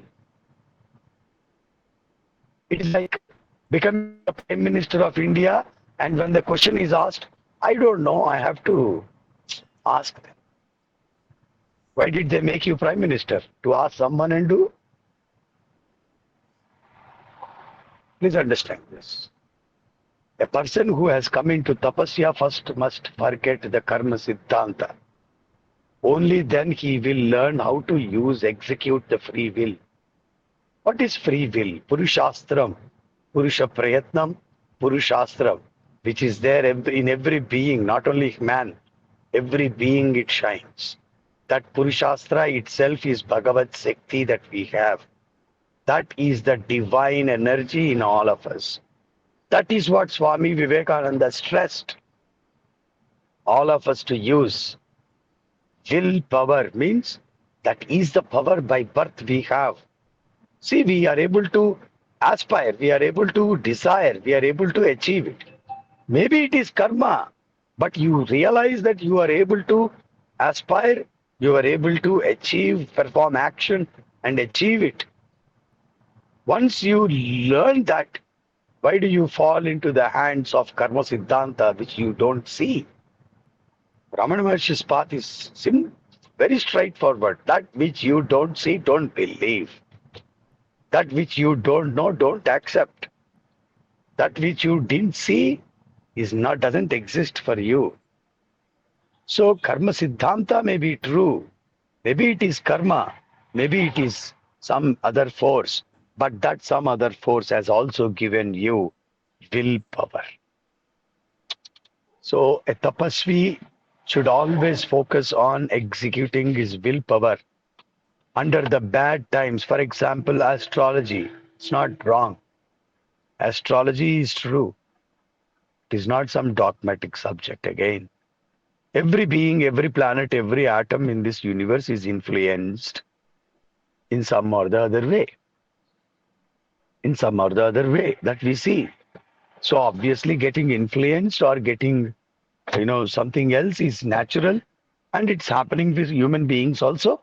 we are influenced by some unseen forces also, like some things that are happening to us, are the factors that are being influenced by some unseen forces. So these effect that we experience from unseen forces should be accepted, and that astrology may be true. But what should be a person who wants to execute free will must believe my willpower is more stronger than any other force in this universe. Some unseen force is more stronger. This very experienced force, even now what I experienced, this willpower is the more stronger force than any other force in this universe. Did I not say just now that what else can claim in this universe as I am? Can a rock do it? Can a dog do it? Only you can do it. That is your free will. So that free will, use that free will. So the one who believes that he has that free willpower, when he focuses, when he believes on it, he will change everything, I'm telling you. Everything changes. He doesn't need to change. Things change for him. I'll share some of my experience. Why I tell you this very predominantly. I'll tell you. In one phase of my life, when I was, of course, I was in tapasya all the while. One phase of my life, my wife asked me that we need to buy a house. By the time my salary was very, very less, that house, the EMI that I need to pay, no chance. I cannot do it. My astrological situations were also, Graha Paristhiti was completely adverse. That's not the time, even if I get, that's not the time when I should get a house. But you know what? We got a house. So it's a surprise, shock. The moment I came into tapasya, I stopped believing in the astrological forces. I believe more on my willpower. That willpower will change everything around you. That is optimism. That is positivity. What do you think? See, it's one thing I'm telling you. What is your responsibility? What is the responsibility of the Rishis? Bringing balance in the universe. When the universe is out of order, chaos, chaotic situation. Who is there to bring order to this chaotic world? Order is brought only by people who execute their willpower. Order is not brought by people who depend on destiny. You accept my point or not? Tell me. Absolutely, Guru. Absolutely. So don't believe on karma siddhanta anymore if you are doing tapasya. Let it be there. Let it work simultaneously along with you. Come on, I challenge you. That should be that is Ganapati Muni. This is what I learned. Ganapati Muni, if he decided that he will do it, he has done it. That's all, no compromises. So free will and destiny. But one thing everyone needs to pay attention to, this is told to Ganapati Muni again. So while you are executing your free will, you should not have again this abhimana on the free will. He told what would be the danger of it. Means you put your efforts, you execute your free will. So you believe in what has to happen, but don't get attached to what should happen. Leave it to the highest power which has been guiding you all the while, because we felt that there is some higher power which is playing a key role in our life, whether we know it or not. We name it karma or not. But there is a higher power. In Nastikulukaina, Astikulukaina, for those who believe God or for those who don't believe God, there is no explanation for things which are beyond their control. So obviously everyone need to obey that there is something else which we don't understand. So when you accept that there is something which you don't understand, which has been doing all these things, execute your free will, but don't put attachment on it. Means don't say that this should happen at any cost. Leave it to that highest power. It will do everything at the right time again. What happens here? What would be the danger of it is we should not become Ravanasura, we should not become Mahishasura. Ego or Abhimana are such dangers. So Ramana Maharshi, this was told to Ganapati Muni. Ganapati Muni asks this very question. I have an aspiration about India, Mother India, so what should I do? So then he gives this answer. So we all have free will. This Purusha Prayatna, if we don't use it, we are leaving. That is called Paurusha. I keep it. This is the meaning of Paurusha. Paurusha means not this. This is not Paurusha. Paurusha means using the power of free will that you have is Purusha Prayatna. When the things are adverse, put more energy to what you are doing. Put more focus, have more tempo. So when situations are not favorable, do more, fight more. When situations are favorable, don't take rest. Keep moving ahead. Free will has to be administered. Free will has to be practiced. That is the life of tapasya. Tapasvi's life is free will. Did you see Parashurama or Vishwamitra or someone talking Karma Siddhanta? When someone came to him and he said, they are not giving me entry to Swarga. Who is there to give you entry to Swarga? Come on, I'll give you a heaven built. Vishwamitra. So, Purushastra, free will, need to execute it. But always be God on your ego and yeah. Yes, someone raised a hand now. Guru Garu, there is a very thin line between executing your free will and falling into the other side of Yes. ahankara. As Krishna says, do Yeah. not think you are the one that is killing. I am the one that is being killed. I am death itself. So, how do we protect ourselves to fall from the clutches of thinking I am the doer of action?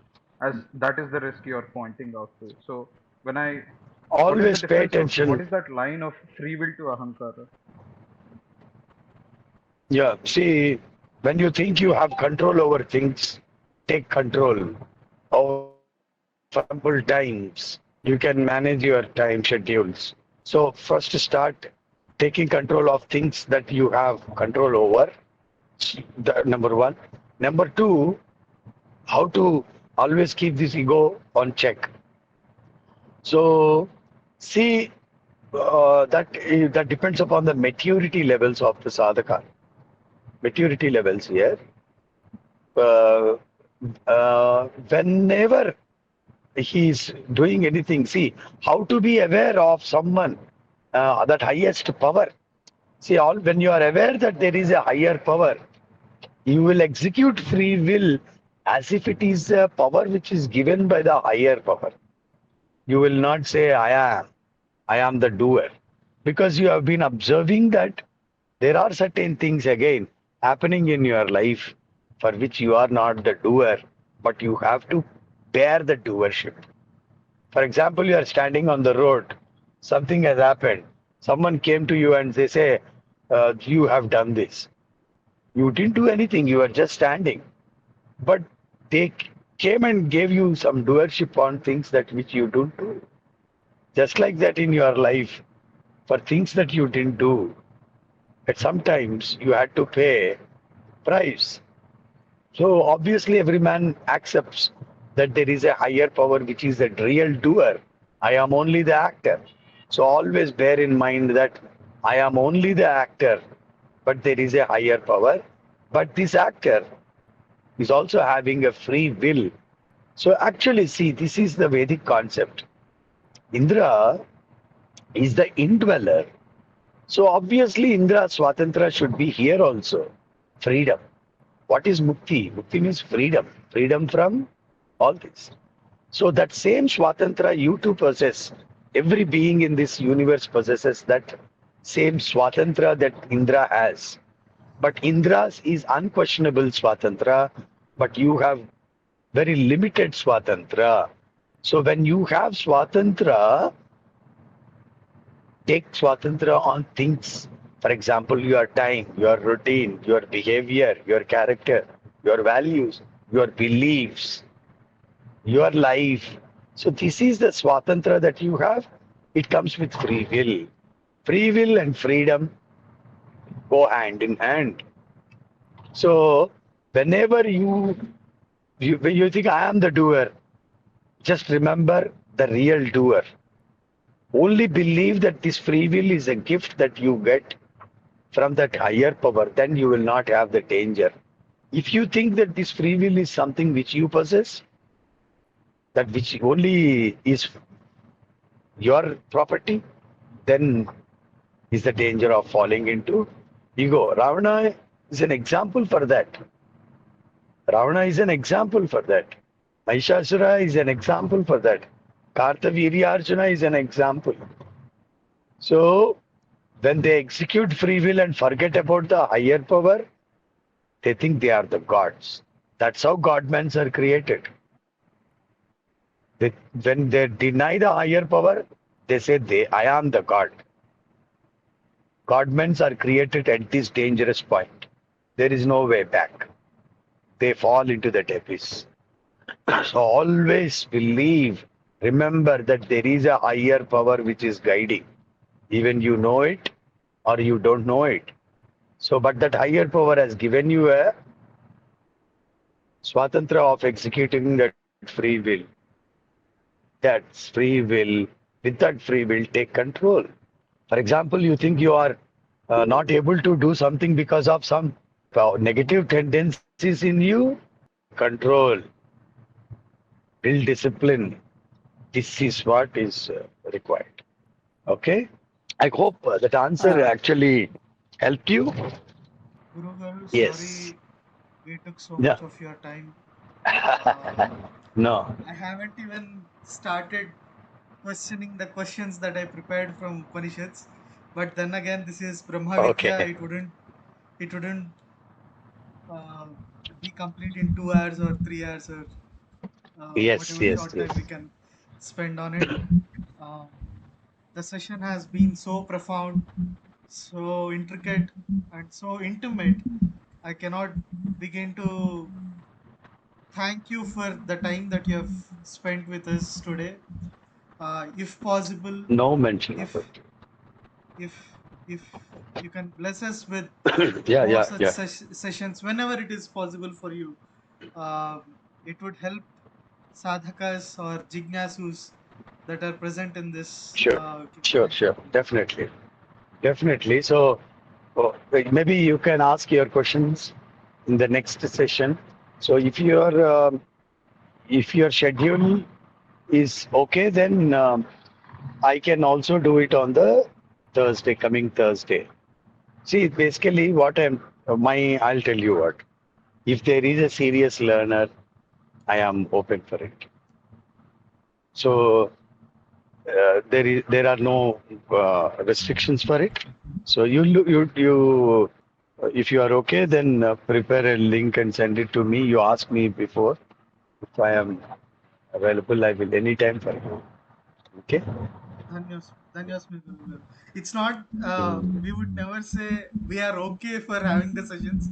We would be Dhanyosmi. That's the only word that we can say that Jai Gurudev. Jai uh, Gurudev. for your presence here. Thank you. Thank you. एतत् सर्वं सद्गुरुदेवतार्पणमस्तु लोकाः समस्ताः सुखिनो भवन्तु सर्वं रमणगणपतिचरणारविन्दार्पणमस्तु ओम तत्सत्